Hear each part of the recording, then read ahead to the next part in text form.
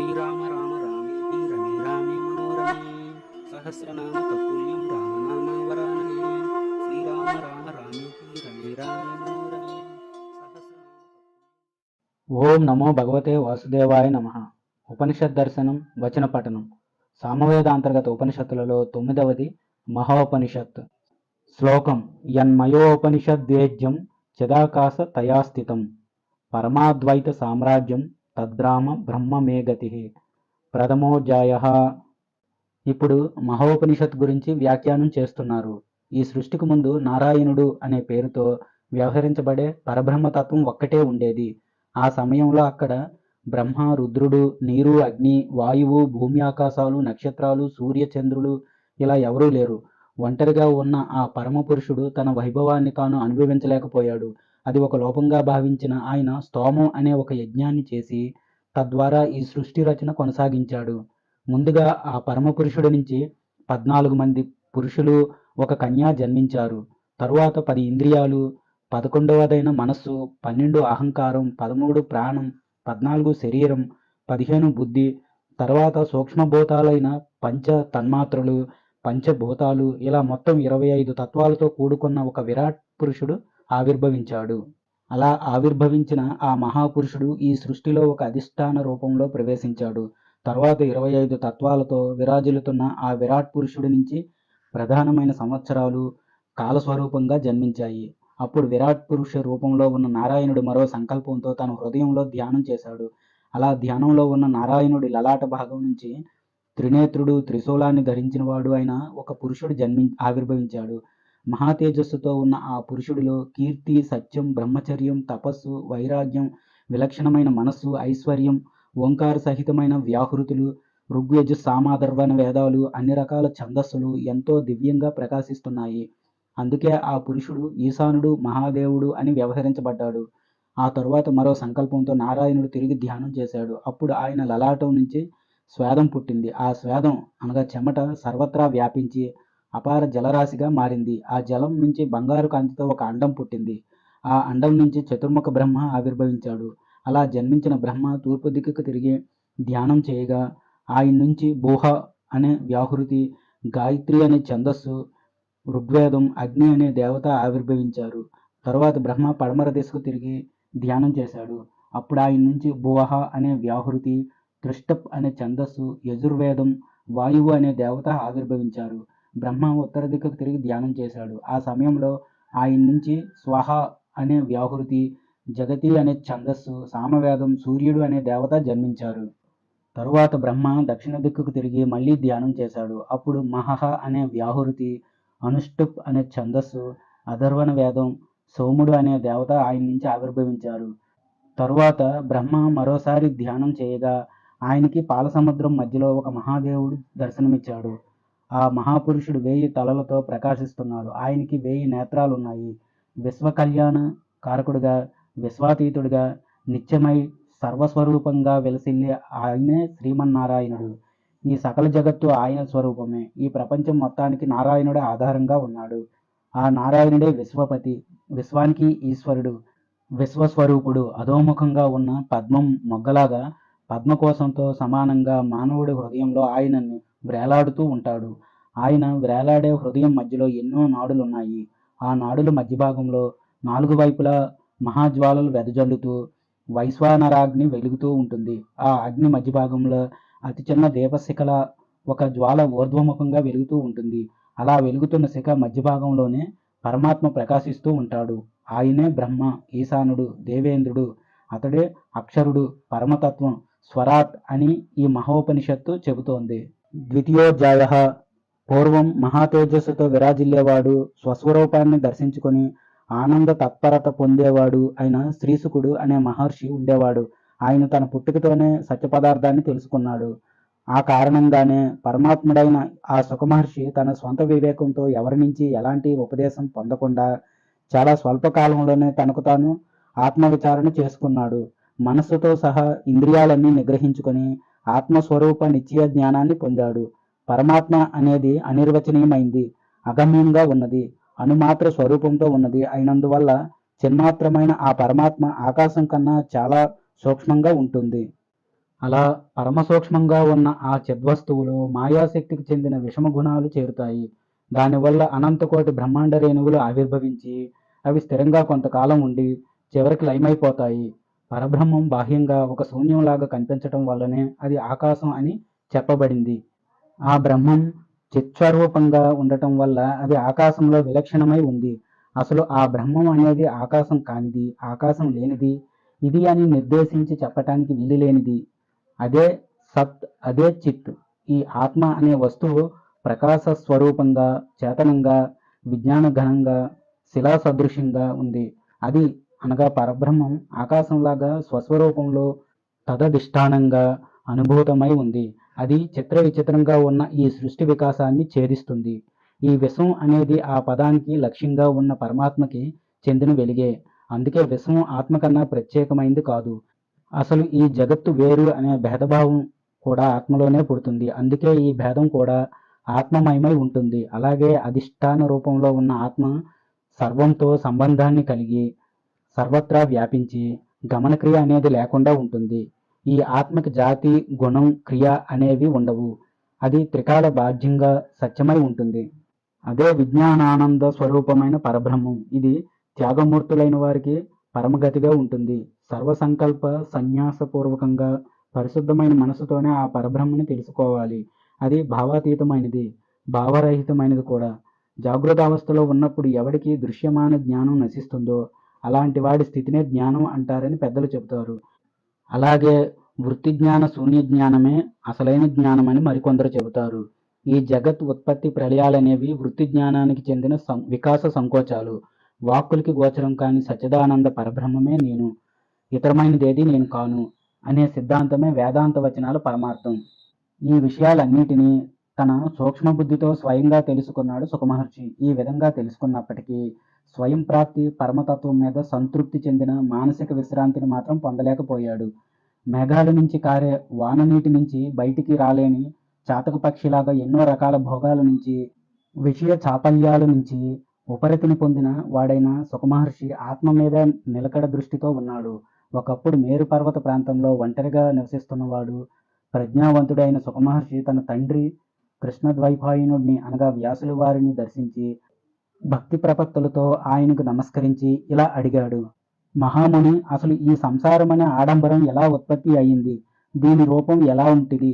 ఈ సంసార భారం ఎలాంటి వారికి ఎప్పుడు ఉపశమిస్తుంది? దయచేసి తెలియజేయండి అని అడిగాడు. అప్పుడు వ్యాస మహర్షి తన కుమారుడైన సుఖమహర్షి అడిగిన ప్రశ్నలన్నిటికీ తగిన సమాధానం చెప్పాడు. అంతా విన్న సుకుడు, తండ్రి, తమరు చెప్పిన విషయాలన్నీ నాకు ఇంతకు ముందే తెలుసు అని వ్యాసుడి మాటల్ని గౌరవించలేదు. అప్పుడు వ్యాసుడు సుఖమహర్షి అభిప్రాయాన్ని గ్రహించి, నాయనా సుఖ, నిజం చెప్పాలంటే నీవు అడిగిన ప్రశ్నలకు సరైన సమాధానం నాకు తెలియదు. మిథిలా నగరంలో జనకుడనే ఒక మహారాజు ఉన్నాడు. ఆయన నీవు అడిగిన ప్రశ్నలన్నిటికీ తగిన సమాధానాలు చెప్పగలడు, కనుక నీవు ఆయన దగ్గరికి వెళ్ళు అని చెప్పాడు. వ్యాసుడి మాటలు విన్న శుకుడు మేరు పర్వతం మీద నుంచి క్రిందకు దిగి సరాసరి జనక మహారాజున్న మిథిలా నగరానికి చేరుకున్నాడు.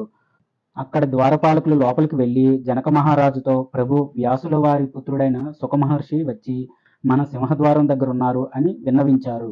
భటుల మాటలు విన్న జనకుడు సుఖమహర్షిని పరీక్షిద్దామని భావించి ఆయనకి ఏ విధమైన ఆహ్వానం పలకకుండా ఆయన్ని అక్కడే ఉండనివ్వమని వారికి చెప్పి 7 రోజులు అలాగే ఉన్నాడు. 7 రోజుల తర్వాత జనకుడు సుఖమహర్షిని తన రాజప్రసాదంలోకి రానిచ్చాడు. లోపలున్న భవనంలోకి వచ్చిన శుకుడికి మరో 7 రోజుల పాటు జనకుడు కనిపించలేదు. ఆ 7 రోజుల్లో శుకుడికి అందమైన స్త్రీలతో సేవలు, రుచికరమైన విందు భోజనాలు లాంటి సుఖభోగాల్ని ఏర్పాటు చేశాడు.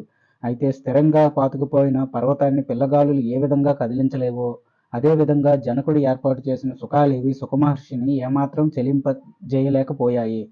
ఆ మహర్షి కేవలమైన మనస్సంకల్పంతో, పవిత్ర భావంతో, ప్రసన్నమైన మనసుతో మౌన దీక్ష వహించి పూర్ణచంద్రుడిలా భాషిస్తూ నిశ్చలంగా ఉన్నాడు.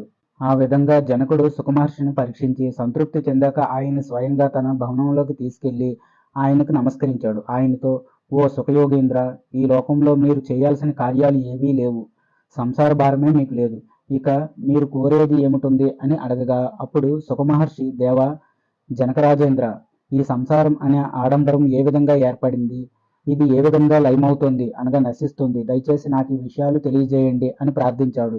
అప్పుడు జనక మహారాజు శుకుడు అడిగిన ప్రశ్నలకి ఉన్నదొన్నట్టుగా సమాధానం చెప్పాడు. అంతా విన్న శుకుడు, మహారాజా, మా తండ్రి గారైన వ్యాసుల వారు కూడా ఇదే విషయాన్ని గురించి నాకు చెప్పారు. తమరు కూడా సంసారం గురించి ఆయన చెప్పిన విషయాల్ని నాకు బోధించారు. మహాజ్ఞాన సంపన్నులైన మీ మాటల వల్ల వాక్యార్థమే శాస్త్రాలలో కనిపిస్తోందని నాకు అనిపిస్తుంది. ఈ సంసారం అనేది మనోవికల్పాల వల్ల పుడుతూ వికల్పరాహిత్యం వల్ల నశిస్తోంది. దగ్ధమైన ఈ సంసారం నిస్సారమైందని, దీనివల్ల మానవుడికి ఎలాంటి ప్రయోజనం లేదని, అసలు దీనికి ఉనికే లేదని నా నిశ్చిత అభిప్రాయం అన్నాడు శుకుడు. తిరిగి ఆయనతో, జనకరాజా, సంసారం ఎలాంటిది? దీని విషయంలో మీ అభిప్రాయం ఏమిటి? ఆ పారమార్థిక సత్యం గురించి నాకు బోధించండి. భ్రాంతితో నిండిన మనసుతో ఉన్న నేను మీ బోధ వల్ల విశ్రాంతిని పొందగలుగుతాను అని అన్నాడు. అప్పుడు జనకుడు శుకుడికి ఈ విధంగా చెప్పటం ప్రారంభించాడు. సుఖయోగి, జ్ఞాన విస్తారమైన సారాంశాన్ని వివరంగా చెబుతున్నా శ్రద్ధగా విను.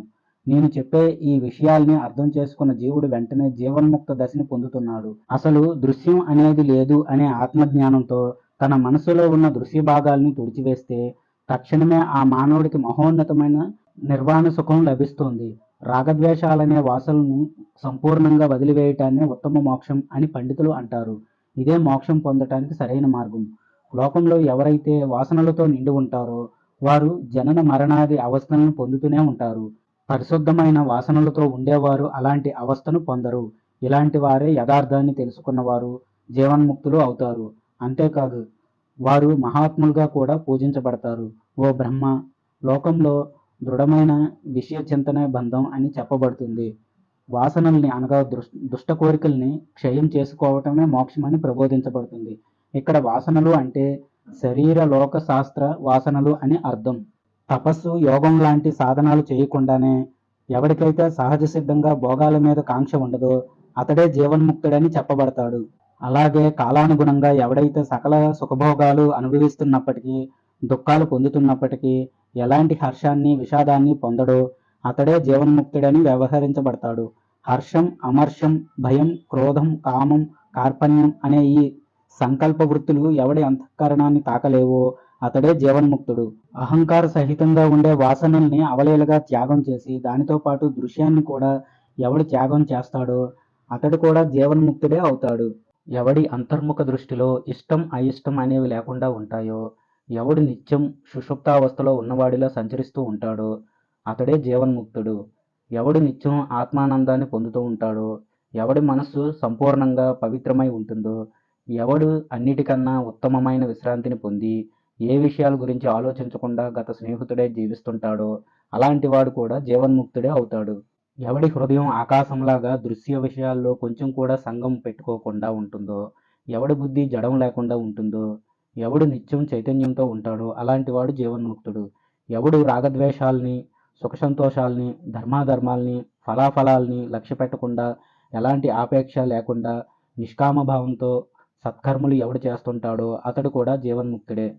ఎవడు మౌన దీక్ష వహించి అహంకారం లేకుండా అభిమానాన్ని, మాశ్చర్యాన్ని, ఉద్వేగాన్ని విడిచిపెట్టి సంకల్పరహితుడై తన కర్తవ్య కర్మల్ని చేస్తుంటాడో, ఎవడు సర్వత్రా విగత స్నేహితుడై కేవలం సాక్షిభావంతో ఉంటాడో, ఎలాంటి కోరికలు లేకుండా కర్మలు చేస్తుంటాడో, తన మనస్సులో ధర్మాధర్మాల్ని, సమస్త సంకల్పాల్ని, ఇష్టాల్ని, సర్వాన్ని వదిలిపెట్టి ఉంటాడో అతడు జీవన్ముక్తుడే.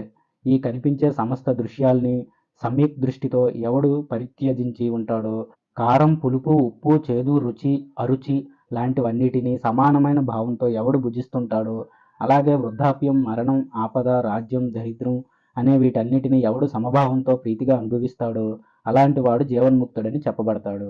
ఎవడు బుద్ధిపూర్వకంగా ధర్మాధర్మాల్ని, సుఖదుఖాల్ని, జనన మరణాల్ని త్యాగం చేస్తుంటాడో, ఉద్వేగాన్ని, ఆనందాన్ని వదిలేసి స్వచ్ఛమైన సమత్వ బుద్ధితో పొంగిపోవటం, కృంగిపోవటం లేకుండా ఉంటాడో అతడు జీవన్ముక్తుడు. అన్ని రకాల కోరికల్ని, అన్ని రకాల సందేహాల్ని, అన్ని ప్రయత్నాల్ని, అన్ని నిశ్చయాల్ని ఎవడు జ్ఞానబుద్ధితో పరిత్యజిస్తాడో, సృష్టి స్థితి లయాలలో, ఉదయాస్తమాన సమయాలలో సమానమైన భావంతో ఉంటాడో అతడే జీవన్ముక్తుడు.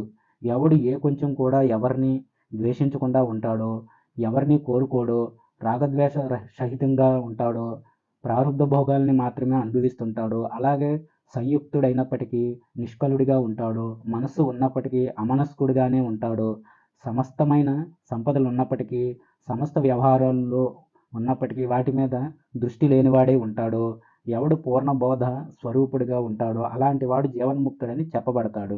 ఈ విధంగా జీవన్ముక్తుడైన మానవుడు తన ఆయువు తీరి మరణించిన వెంటనే తన జీవన్ముక్త స్థితిని వదిలి విదేహముక్తి పదవిని పొందుతాడు. అలా విదేహముక్తి పొందిన ఈ జీవి ఇక జన్మించడు, మరణించడు. అతడు నిర్వికారుడైపోతాడు. సత్ అసత్తు కాడు, దూరం దగ్గర కాడు, అహం కూడా కాదు, ఇతరమైనవేవి కాడు. ఆ జీవన్ముక్తుడి స్థితి ఎలాంటిదంటే అది అత్యంత నిశ్చలంగా గంభీరంగా ఉంటుంది. అది వెలుగు చీకటి కానిది, మహావ్యాపకమై అద్వితీయమై సర్వత్రా నిలిచి ఉంటుంది. ఇంకా అది అనాఖ్యంగా అనభివ్యక్తంగా అతీతంగా ఉంటుంది. ఇది శూన్యమైనది కాదు, అలాగని సాకారంతో ఉండేది కాదు, అలాగే దృశ్యమైనది కాదు, దృశ్యం కానిది కాదు. అది పంచభూత పదార్థాల సముదాయం కాదు, కేవలం సత్తా మాత్రమైనది. అది అనంత రూపంలో సంస్థితమై ఉంటుంది. దాన్ని ఇది అని నిర్వచించటం సాధ్యం కాదు. పూర్ణం కన్నా అధిక పూర్ణంగా ఉంటుంది.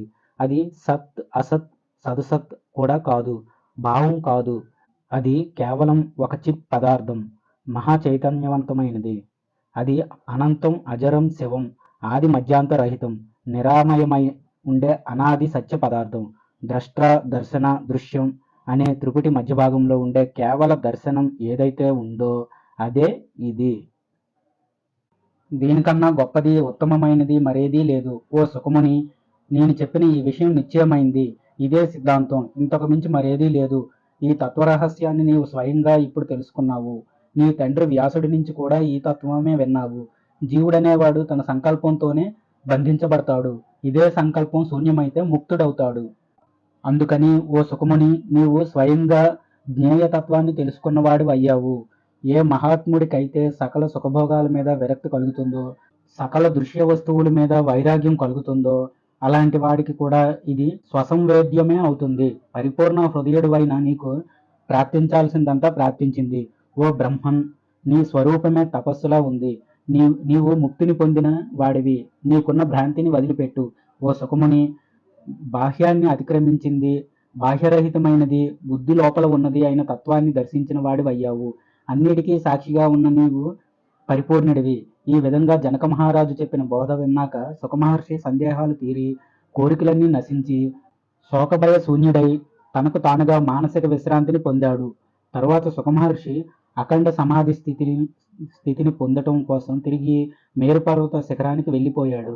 అలా మేరుపర్వతాన్ని చేరిన సుఖుడు అక్కడ 1000 సంవత్సరాలు నిర్వికల్ప సమాధి స్థితిని పొంది తైలం లేని దీపంలాగా ఆత్మలో విశ్రమించిన వాడయ్యాడు. జలబిందువులు సముద్రంలో చేరి అభేదం పొందిన విధంగా సుఖుడు కూడా నిర్వాసన స్థితిని పొంది సంకల్ప దోషాలను పోగొట్టుకుని పరిశుద్ధుడై పరమ పావనమైన పరమపదంతో ఐక్యాన్ని పొందాడు సుఖుడు. తృతీయోధ్యాయ. పూర్వం నిదాగుడు అనే ఒక మునీశ్వరుడు ఉండేవాడు. ఆయన చిన్నతనంలోనే విద్యాభ్యాసాన్ని పూర్తి చేసి తండ్రి అనుమతితో తీర్థయాత్రలు చేయటానికి బయలుదేరాడు. అలా బయలుదేరిన ఆ మహర్షి 3.5 కోట్ల తీర్థాలలో స్నానం చేసి కొన్నాళ్లకు తిరిగి తన తండ్రి ఆశ్రమానికి చేరుకున్నాడు. మహాయశస్సంపన్నుడై ఆ నిదగ మహర్షి తన తండ్రి రుభువుకి నమస్కరించి ఆయనతో ఇలా అన్నాడు: తండ్రి, నేను ఎప్పటిదాకా 3.5 కోట్ల తీర్థాలలో స్నానం చేశాను. ఆ తీర్థాలలో స్నానం చేయగా లభించిన పుణ్యఫలంతో నా మనసులో ఈ విధమైన జ్ఞాన విచారణ కలిగింది. అదేమిటంటే, ఈ సృష్టిలో సకల జీవులు పుడుతున్నాయి, తిరిగి మరణిస్తున్నాయి, తిరిగి మళ్ళీ మళ్ళీ జన్మిస్తూ మరణిస్తూ ఉన్నాయి. ఇవన్నీ అస్థిరాలే కదా. మానవులు పడే అన్ని రకాల కష్టాలకి కారణం వారు చేసే పాపాలే కదా. సమస్త సత్కర్మలు విభవానికి కారకాలు. వివిధ రూపాల్లో ఉండేవి ఇనుపమేకుల్లాంటివి అయిన దుష్కర్మలు అవి జ్ఞానభావంతో నశిస్తాయి. ఇలా పాపకర్మలన్నీ మనస్సంకల్పితమైన కర్మలే. పరస్పర విరుద్ధంగా ఉండే ఈ కర్మగతి చాలా విచిత్రంగా ఉంటుంది. మరుభూముల్లో ఎంతో దూరం నడిచిన వాడికి ఆయాసం వచ్చినట్లుగా విషయ సుఖాల మీద నాకు విరక్తి కలిగింది. ఈ సంసార దుఃఖం ఎలా నశిస్తుందో అనే ఆలోచనతో నా మనసు ఎంతో పరితపిస్తుంది. లోకంలో ఎన్నో రకాల చింతలకి కారణమైన ధనం నాకు ఆనందాన్ని కలిగించటం లేదు. స్త్రీలు, సంసారం, సంతానం, ఇల్లు, వస్తువులు ఇవన్నీ ఉగ్రమైన ఆపదలకి మూలమైనవేనని నాకు అనిపిస్తుంది. తండ్రి, ఈ సంసారంలో సానుకూలమైనది, అత్యంత ప్రియమైనది అయిన సంపద ఉంది అని భావిస్తే ఆ భావన అనేది మానవులకి యథార్థంగా మహామోహాన్ని కలిగిస్తోంది. కనుక సంసార భాగ్యం అనేది ఆనందాన్ని ఇవ్వలేదు. మనిషి ఆయుర్దాయం అనేది చిగురుటాకు కొన మీదున్న నీటి బిందువుల క్షణభంగురమైనది. ఒక పిచ్చివాడు యోగ్యమైన వస్తువుని వదిలిపెట్టినట్టుగా ఈ శరీరం కూడా అకాలంలో అన్నీ వదిలిపెట్టి వెళ్ళిపోతుంది. నిరంతరం విషయ సుఖాలనే విషంతో మనసు చెదిరిపోయి ఆత్మజ్ఞానాన్ని కోల్పోయిన మూర్ఖులకి ఆయుర్దాయం అనేది ఆయాస కారణం అవుతుంది. గాలిని పిడికిటి బంధించవచ్చు, ఆకాశాన్ని ముక్కలు ముక్కలుగా చేయవచ్చు, జలతరంగాల్ని చేత్తో ప్రోగు చేయవచ్చు, కానీ ప్రాణాన్ని నిలపటం ఎవ్వరికీ సాధ్యం కాదు. ఏ మానవుడైతే ప్రాప్తమై ఉన్న అపరోక్ష జ్ఞానాన్ని సంపాదించి దుఃఖాల్ని పోగొట్టుకుని అత్యంత ఆనందాన్ని అనుభవిస్తాడో అలాంటి మానవుడి జీవితమే ధన్య జీవితం. లోకంలో వృక్షాలు జీవిస్తున్నాయి, మృగాలు పక్షులు జీవిస్తున్నాయి. అలాంటి జీవనం ఒక జీవనం కాదు. ఎవడి మనస్సు అయితే ఆత్మానుసంధానంతో నిండి ఉంటుందో అలాంటి వాడి జీవితమే గొప్ప జీవితం. అలా జీవించిన వాడే నిజంగా జీవించిన వాడు. ఎవరు ఈ ప్రపంచంలో తిరిగి జన్మను పొందరో సాధు జీవితం కలిగిన ఆ సజ్జనులే ధన్యజీవులు. అలాంటి వారి జన్మే ఉత్తమ జన్మ. మిగిలిన వాళ్ళంతా వృద్ధ గార్ధబాలతో అనగా గాడిదలతో సమానం. అవివేకంతో ఉన్నవాడికి శాస్త్రం ఒక పెద్ద భారం, రాగయుక్తుడికి జ్ఞానం భారం, అశాంత చిత్తం కలిగిన వాడికి మనస్సు భారం, ఆత్మజ్ఞాన శూన్యుడికి శరీరం భారం. మానవుడికి అహంకారం వల్లనే ఆపదలు, దుష్ట చింతనలు, అన్ని కోరికలు కలుగుతాయి. అహంకారం కన్నా మించిన శత్రువు మరొకడు లేడు. అహంకార వశాన చరాచరాత్మకమైన ఏ వస్తువుల్ని నేను అనుభవిస్తున్నానో ఆ వస్తువులన్నీ అశాశ్వతాలే. సర్వం మిథ్యే. అహంకారం లేనిదే వస్తువు. గ్రామ శునకం అనగా కుక్కలాగా మనస్సు ఎప్పుడూ బాధపడుతూ ఉంటుంది. అది వ్యర్థంగా దూరం దూరంగా పరిగెడుతుంది. ఆశ అనే ఆడకుక్కని వెంబడించి పరిగెత్తే మగ కుక్కలాగా క్రూరమైన ఈ మనస్సు వెంటపడి పరిగెడుతూ నేనొక జడుడిలాగా తిరుగుతున్నాను. తండ్రి, నేనిప్పుడు నా మనస్సుకి దాసుడిని కాక దాని నుంచి ముక్తిని పొందాను. గొప్ప సముద్రాన్ని తాగటం కన్నా, మేరుపర్వతాన్ని పెకలించటం కన్నా, అగ్నిని తినటం కన్నా మనస్సుని నిగ్రహించుకోవటం మనిషికి చాలా కష్టం. మానవుడి చిత్తమే అన్ని అనర్థాలకి కారణం. మనస్సు ఉంటే ఈ జగత్రయం అనగా మూడు లోకాలు ఉంటుంది. ఎప్పుడైతే మనసు క్షీణిస్తుందో అప్పుడే జగత్తు కూడా క్షీణిస్తుంది. అందుకే ఎంతో ప్రయత్నం చేస్తేనే సరే మనస్సు అనే వ్యాధికి చికిత్స చేయాలి. ఓ తండ్రి, ఒక చిట్టెలుక వీణతంత్రుల్ని కొరికినట్టుగా నాలోని ఇచ్చ అనగా కోరిక నేను ఆశ్రయించిన గుణాలన్నింటినీ కొరికేస్తుంది. నా హృదయ పద్మంలో ఉన్న తృష్ణ అనే తుమ్మెద క్షణకాలంలో పాతాళానికి పోతుంది. మరుక్షణంలోనే అది ఆకాశంలోకి ఎగురుతుంది. మరో క్షణంలో దిక్కులనే పొదరిల్లులో సంచరించి వస్తుంది. సంసార బంధం లాంటి సకల దుఃఖాలకి కారణం ఈ తృష్ణే. మానవుడికి దీర్ఘకాలం దుఃఖాన్ని కలిగించేది కూడా ఈ తృష్ణే అనగా కోరికే. గొప్ప అంతఃపురంలో నివసించే వాడిని కూడా గొప్ప బాధల్లోకి నెట్టేసేది ఈ తృష్ణే. అసలు ఈ తృష్ణ అనే మహావ్యాధిని నిర్మూలించడానికి ఒక మహామంత్రం ఉంది. అదేమిటంటే చింతాత్యాగం అనే కోరికల్ని అనగా విషయ సంకల్పాలని పెట్టడం. తండ్రి, ఈ తృష్ణ మొదట్లో ఆనందాన్ని, చివరికి విషాదాన్ని కలిగిస్తుంది. ఈ శరీరం లాంటి గుణశూన్యమైనది, నీచమైనది, శోచమైనది అయిన పదార్థం మరొకటి లేదు. ఈ శరీరమే ఒక మహాగృహం. ఈ గృహంలో అహంకారం అనే గృహస్థుడు నివసిస్తున్నాడు. ఓ గురుదేవా, ఈ శరీరం నశించుగాక, లేక ఎంతకాలం జీవించుగాక. ఇలాంటి శరీరంతో నాకేం పని? 10 ఇంద్రియాలనే పశువులతో తిరుగుతున్న తృష్ణ అనగా కోరిక అనే భార్యతో, చిత్తవృత్తులనే సేవకులతో నిండి ఉన్న ఈ శరీరం అనే గృహం నాకు ఇష్టం లేనిది. నాలుక అనే కోతితో ఆక్రమించబడ్డ ముఖద్వారం కలిగి భీకరంగా ఉన్నది. దంతాలు ఎముకలతో కనిపిస్తున్నది అయిన ఈ శరీరం అనే భవనమంటే నాకు ఇష్టమంటే లేదు. ఓ మునీశ్వర, తండ్రి, బాహ్యాభ్యంతరాలలో రక్తమాంసాలతో నిండి మరణదర్పం కలిగిన ఈ శరీర సౌందర్యం ఏదో చెప్పు. శరత్కాల మేఘంలోని మెరుపుల్లో, గంధర్వ నగరాల్లో శాశ్వతత్వాన్ని ఎవడు నిశ్చయించుకుంటాడో అలాంటి వాడే ఈ శరీరాన్ని నమ్ముకుంటాడు. చిన్నతనంలో గురువు వల్ల భయం, తల్లిదండ్రుల వల్ల భయం, తనకన్నా పెద్ద పిల్లల వల్ల, ఇతర ప్రజల వల్ల భయం, ఇలా మానవుడి బాల్యమంతా ఒక భయమందిరంలో ఉండిపోయింది. యవ్వనంలో ఉన్నప్పుడు మానవుడు తన చిత్తంలో దాగిన ఎన్నో భ్రమలకి కారణమైన కామం అనే పిశాచికి బలవంతంగా వశడైపోతున్నాడు. మనిషికి వార్ధక్య దశలో వణుకు ఏర్పడుతుంది. ఆ స్థితిలో అతన్ని బంధుమిత్రులు, భార్యాపుత్రులు ఒక పిచ్చివాడిని చూసినట్టు చూస్తారు. సేవకులు కూడా పరిహాసం చేస్తారు. అంతేకాదు, ఈ వార్ధక్యంలో దైన్య దోషమయమైన సుదీర్ఘమైన ఆశ అనేది వృద్ధి చెందుతుంది. ఈ పేరాసే మనిషి హృదయంలో తాపాన్ని పుట్టిస్తుంది. ఆశ అనేది సకల దుఃఖాలకి స్నేహితురాలు. అసలు ఈ సంసారంలో సుఖమైన భావన ఎక్కడైనా ఉందా? ఒకవేళ సుఖం ఉంది అని భావిస్తే చాలు, వెంటనే యమధర్మరాజు వచ్చి ఒక గడ్డి పరకలాగా మనిషి ప్రాణాలని తుంచుకెళ్ళిపోతాడు. గడ్డి, ఆవగింజ, బంగారం, మహేంద్ర పర్వతం, మేరు పర్వతం, చిన్న వస్తువులు, పెద్ద వస్తువులు ఇలా అన్నిటినీ కుక్షింబరుడైన కాలుడు అనగా యముడు భస్మం చేస్తాడు. ఈ విధంగా సర్వసంసారి అయిన కాలయముడు ముల్లోకాల్ని ఆక్రమించాడు. ఓ తండ్రి, ఒక యంత్రంలాగా కదిలేది, నాడులు, ఎముకలు, కాళ్ళ లాంటి వాటితో నిండి ఉన్నది, మాంసం బొమ్మ లాంటిది అయిన స్త్రీ శరీరంలో సౌందర్యం అనేది ఎక్కడుంది? చర్మాన్ని, మాంసాన్ని, రక్తాన్ని, చెమటిని వేరువేరుగా చేసి నీ కళ్ళతో చూడు. అందులో రమ్యత్వం ఎక్కడుంది? వృధాగా మోహంలో పడటం ఎందుకు? మేరు పర్వత శిఖరంలో, ఆ పర్వతం చర్యల్లో జలజలా ప్రవహించే జలప్రవాహంలాగా తలతలా మెరిసే ముత్యాల హారంతో ప్రకాశించే స్త్రీ స్థనం కాలక్రమంలో శ్మశానాల్లో, దిగంతాల్లో కుక్కలతో అన్నం ముద్దలాగా భక్షించబడుతుంది. పొడవైన కేశాలతో కళ్ళకు అందమైన కాటుక పెట్టుకొని చూడటానికి ఎంతో అందంగా ఉన్నప్పటికీ స్త్రీలను తాకకూడదు. ఎందుకంటే అలాంటి అందమైన స్త్రీలు దుష్కృతం అనే అగ్నిశిఖల్లాంటి వారు. తమని తాకిన పురుషుడిని ఒక గడ్డిపూచలాగా దహించేస్తారు. స్త్రీలు శృంగార సహితులైనప్పటికీ స్వరూపంతో రసం లేనివారే. అలాంటి అందమైన స్త్రీలు ఈ లోకంలో ఉన్న, ఎంతో దూరంలో ఉన్న ఆ నరకాగ్నుల్ని బాగా దహింపజేసే దారుణమైన సమిధుల్లాంటి వాళ్ళు. కాము అనే కిరాతకుడు పురుషులనే పక్షుల్ని బంధించటం కోసం అందమైన స్త్రీలు అనే వలని విసురుతుంటాడు. జన్మ అనే చెరువులో, చిత్తం అనే బురదలో తిరుగుతుండే పురుషులనే చేపల్ని పట్టుకోవడం కోసం మన్మధుడు కామం అనే వలత్రాడుని తిప్పుతున్నాడు. ఆ వలలో ఎరగా అందమైన స్త్రీ అనే రత్నాన్ని పెట్టాడు. సకల దోషాలు నిండుగా ఉన్న నవరత్నాల పెట్టె లాంటిది, నిత్యం దుఃఖాల్ని కలిగించే సంఖ్యల అందమైన స్త్రీ. ఇలాంటి అందమైన కాంతలతో సంబంధం ఇక చాలు. ఎవరికైతే సొంతంగా ఒక స్త్రీ ఉంటుందో అతడికే భోగేచ్ఛ ఉంటుంది. అసలు స్త్రీ లేనివాడికి భోగం మీద కోరిక ఎందుకుంటుంది? స్త్రీని త్యాగం చేసినవాడు ఈ జగత్తనే త్యాగం చేసిన వాడవుతాడు. స్త్రీని వదిలిపెడితే ఈ ప్రపంచాన్నే వదిలిపెట్టినట్టు. ప్రపంచాన్ని వదిలిపెట్టిన వాడే సుఖవంతుడు. అలాంటి వాడికి దిక్కులన్నీ అదృశ్యమైపోతాయి. దేశాలన్నీ నశిస్తాయి. ఇతరులకు పాఠాలు నేర్పిస్తాయి. పర్వతాలు శిథిలమవుతున్నాయి. నక్షత్రాలు జీర్ణమవుతాయి. సముద్రాలు శుష్కించిపోతున్నాయి. ధ్రువ నక్షత్రం స్థానం తప్పుతుంది. సకల సిద్ధులు నశిస్తాయి.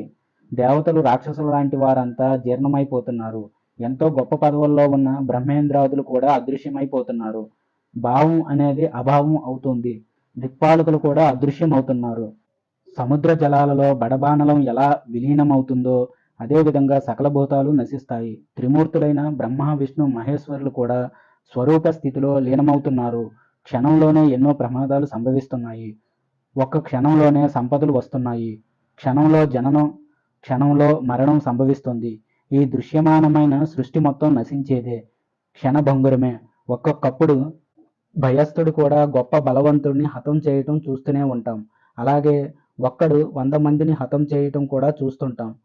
లోకంలో అసలు విషయం అనేది విషం కాదు, విషయ వాసనలే నిజమైన విషం. ఎందుకంటే విషం అనేది జన్మనే నశింపజేస్తుంది.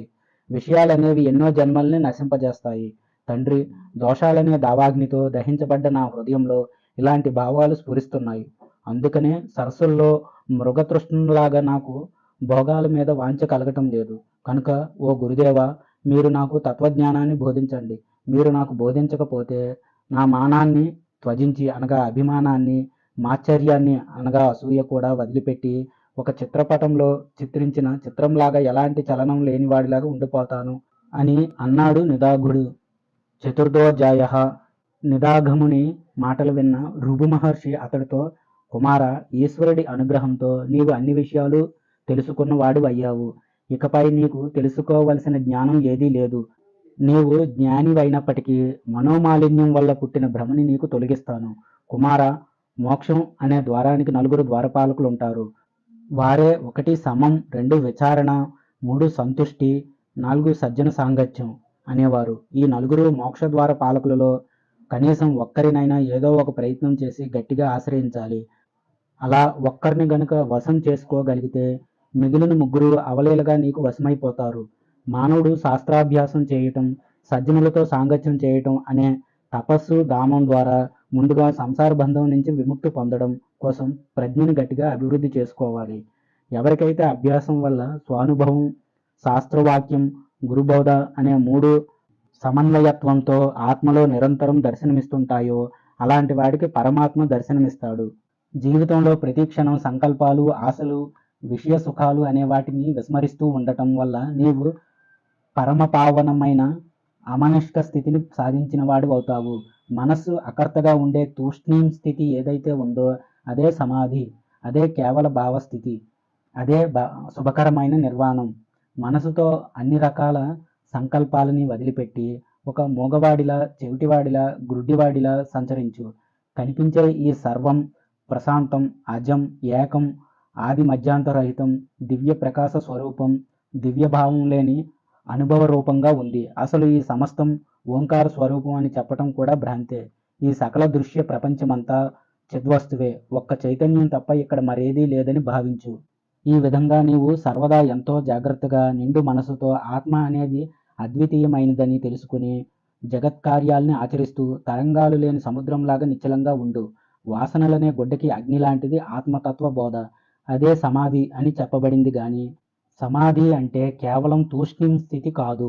ఒక జాతిరత్నం నుంచి ఎవరూ కోరనప్పటికీ దివ్యకాంతి వెలువడ్డట్టుగా పరబ్రహ్మతత్వం కేవలం సత్తా మాత్రమై ఉన్నప్పటికీ బ్రహ్మభావంతో ఈ జగచ్చర్యంగా అది ప్రకటితమవుతుంది. అందుకనే ఓ మహర్షి, ఆత్మలో కర్తృత్వం ఉంది, అలాగే అకర్తృత్వం కూడా ఉంది.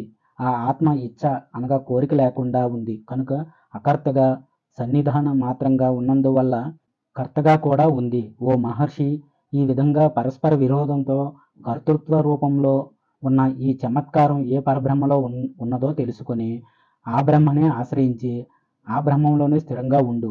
నేను నిత్యం అకర్తగా ఉన్నాను అనే భావంతో ఉంటా. పరమామృతం అనబడే సమత్వమే జ్ఞాని అయిన వాడికి శేషంగా మిగులుతుంది. ఓ నిదఘా మహర్షి, సరిగ్గా విను. ఎవరు ఈ భూమి మీద సత్తామాత్ర స్థితిలో ఉన్నారో అలాంటి వాళ్ళే మహాగుణవంతులు. అలాంటి వారి స్థితి శాశ్వతమైనది, మహోన్నతమైంది. అలాంటి వాళ్ళు ఆకాశంలో వెలిగే పూర్ణచంద్రుడిలా ప్రకాశవదనంతో ఉంటారు. వారికే శాశ్వతమైన సుఖశాంతులు లభిస్తాయి. ఆ విధంగా సమభావ స్థితిని పొందిన మహాత్ములు రాత్రి సమయంలో బంగారు పద్మంలాగా ఆపదల్లో కృషించిపోరు. శిష్టాచారులు వెళ్ళే మార్గంలో వెళ్తూ సత్ప్రవర్తనతో మెలుగుతూ ఎంతో సంతోషంగా ఉంటారు. అలాంటి వారి శరీరాలు స్వభావ సిద్ధంగానే స్నేహం, దయ లాంటి సద్గుణాలతో శోభిస్తూ ఉంటాయి. మహర్షి, అలాంటి వారు అన్ని విషయాల్లో సమత్వభావంతో, సాధు ప్రవృత్తితో సమరసులై ఎలాంటి మార్పు లేకుండా ఉంటారు. నిర్మలమైన మహాత్ములైన అలాంటి వాళ్ళు సముద్రంలాగా మర్యాదని అతిక్రమించకుండా ఉంటారు. అలాగే సూర్యుడిలాగా నియమాన్ని కూడా విడిచిపెట్టకుండా ఉంటారు. నేను ఎవరిని, ఈ సంసారం అనే మాలిన్యం ఏ విధంగా వ్యాపిస్తోంది అనే విషయాల గురించి ప్రాజ్ఞుడు, సాధువు అయిన మహాత్ముడి సన్నిధిలో విచారణ చేయాలి.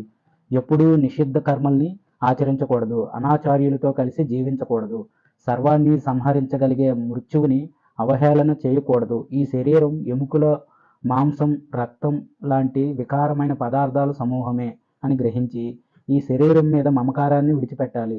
సృష్టిలోని సకల జీవులనే ముత్యాలహారంలో సూత్రం అనగా దారంలా చిన్మాత్ర స్వరూపుడైన పరమాత్మని ఉంటాడు. అతన్ని ప్రయత్నించి దర్శించాలి. ఇదే కావాలి అని పాకులాడటం, ఇది వద్దు అని ద్వేషించటం ఇదే మనసు స్వరూపం, అంతే తప్ప మరొకటి కాదు. అయితే ఆత్మ మాత్రం అలాంటి మనస్సు కన్నా వేరుగా ఉండేదని గ్రహించు. సద్గురువులు శాస్త్రాలు చూపిన మార్గాన్ని అనుసరించు. స్వానుభావంతో చిద్ఘనమైన ఆ పరబ్రహ్మాన్నే అని తెలుసుకున్నవాడు శోకం లేనివాడవుతాడు. జీవన్ముక్తుడి దుఃఖాతీతమైన స్థితి చాలా అద్భుతమైంది. అది ఎలా ఉంటుందంటే, బాగా పదునైన ఒక కత్తితో నరుకుతున్నప్పటికీ కలువు పూలు మీద చల్లిన భావన అతడికి కలుగుతుంది. నిప్పుతో దహిస్తుంటే మంచు బిందువులు మీద పడుతున్నట్టు ఉంటుంది. నిప్పుల్లో పడేస్తే మంచి గంధం రాసుకున్నట్టు ఉంటుంది. బాణాల వర్షం మీదకి కురిపిస్తే జలయంత్రంతో నీళ్లు చిమ్ముతున్నట్టుగా ఉంటుంది. అతనిని ఖండిస్తే సుఖంగా నిద్రపోతున్నట్టు ఉంటుంది. మాట్లాడనీయకుండా నోటిని మూసేస్తే అది మౌనముద్ర అన్న భావన కలుగుతుంది. చెవుల్ని బంధిస్తే నిశ్శబ్ద స్థితి అని భావానికి వస్తుంది. అలాంటి మహోన్నతమైన స్థితి కేవలం ఉపేక్షతో ప్రాప్తించేది కాదు. గాఢమైన వైరాగ్య సాధనతోనే ఇలాంటి స్థితి సాధకుడికి ప్రాప్తిస్తుంది. గురువు ఉపదేశంతో లభించిన స్వానుభవం లాంటి వాటితో బుద్ధి పరిశుద్ధమవుతుంది. అలా పరిశుద్ధమైన బుద్ధితో నిరంతరం అభ్యాసం చేయటం వల్ల సాధకుడికి ఆత్మదర్శనం అవుతుంది. ఈ విధంగా దిగ్భ్రమ పూర్తిగా పోయినప్పటికీ అంతకు ముందున్న విధంగా దిక్కుకి సంబంధించిన జ్ఞానం ఉంటుంది. అదే విధంగా బ్రహ్మజ్ఞానం వల్ల ఈ జగత్తు అశాశ్వతమైనదని లేదని తెలిసిన తర్వాత కూడా ఈ జగత్తు కనిపిస్తూనే ఉంటుంది. అలా అది కనిపించినప్పటికీ జగత్తు లేదనే నీవు భావించాలి. ఆత్మ సాక్షాత్కారం పొందటానికి ధనం అనేది ఏమాత్రం సాయం చేయలేదు. అలాగే స్నేహితులు, బంధువులు శారీరక కష్టాలు అనగా తపస్సు చేయటం లాంటివి, తీర్థక్షేత్రాలలో నివసించటం లాంటివి కూడా సహాయం చేయలేవు. కేవలం ఆ పరమాత్మతో తన్మయత్వాన్ని పొందగలిగే మనసున్నవాడే బ్రహ్మానందాన్ని అనుభవించగలడు. ఎన్నో రకాల బాధలు, తృష్ణ, సహించలేని కష్టాలు ఇలాంటివి ఎన్ని ఉన్నప్పటికీ అవి శాంత మనస్కులైన మహాత్ములకి సూర్యకిరణాలతో నశించే అంధకారంలా అవి కూడా నశించిపోతాయి. సమగుణం ఉన్న మహాత్ముడి దగ్గరికి క్రూర జంతువులు, సౌమ్య జంతువులు ఒక కన్న తల్లి దగ్గరికి చేరినట్టుగా చేరుతాయి. మానవుడు సమం అనే గుణాన్ని కలిగి ఉండటం వల్ల ఎంతో సుఖాన్ని పొందుతాడు. అలాంటి సుఖం అమృతం త్రాగినా లభించదు, సంపదలు వచ్చినా లభించదు. ఎవడు శుభాశుభాల వార్తలను విన్నా, తాకినా, అనుభవించినా, చూసినా, తెలుసుకున్నా ఎలాంటి సంతోషాన్ని, దుఃఖాన్ని పొందడో అలాంటి వాడే శాంత స్వరూపుడు. ఎవడి మనస్సు మరణ సమయంలో, ఉత్సవాలు జరిగే సమయంలో, యుద్ధం జరిగేటప్పుడు మబ్బులేని చంద్రబింబంలా స్వచ్ఛంగా ఉంటాడో అలాంటి వాడే శాంతుడు అని చెప్పబడతాడు. గొప్ప తపస్సంపన్నులలో, బుద్ధిశాలులలో, యజ్ఞయాగాదులు చేసిన వారిలో, చక్రవర్తులలో, మహాబలవంతులలో, సద్గుణ సంపన్నులలో సమాన్ని కలిగించేవాడు, సంతోషం కలిగించేవాడు మాత్రమే గొప్ప కీర్తిని పొందుతాడు. సంతోషం అనే అమృతాన్ని పానం చేసి ఎవడు శాంతిమూకులుగా, సంతృప్తి చెందినవారుగా అవుతున్నారో అలాంటి ఆత్మారాములైన మహాత్ములే పరమపదాన్ని పొందుతున్నారు. ఎవడైతే తనకు ప్రాప్తం కాని వాటి కోసం బాధపడడో, ప్రాప్తమైన వాటితో సంతోషిస్తాడో, ఎవడికి ఏ విషయంలోనూ భేదాలు కనిపించవో అలాంటి వాడే సంతుష్టి చెందినవాడు అని చెప్పవచ్చు. ఎవడు ప్రాప్తం కాని దాన్ని కోరకుండా ప్రాప్తమైన దాన్నే అనుభవిస్తూ ఉంటాడో అలాంటి వాడే సౌమ్యుడు.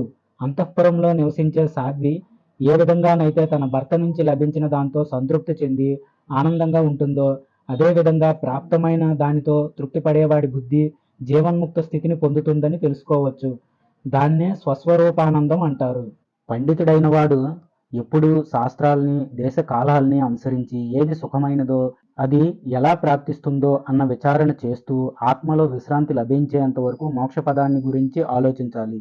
సంసారం అనే సముద్రం నుంచి బయటపడి ఎవడు తురీయ స్థితిలో విశ్రాంతి పొందుతాడో అలాంటి వాడు గృహస్థుడు కానీ, సన్యాసి కానీ జీవించినా, మరణించినా కృతకృత్యుడు, ధన్యుడు అవుతాడు. అలాంటి జీవన్ముక్తుడికి కర్మల్ని చేయటం వల్ల వచ్చే ప్రయోజనం లేదు.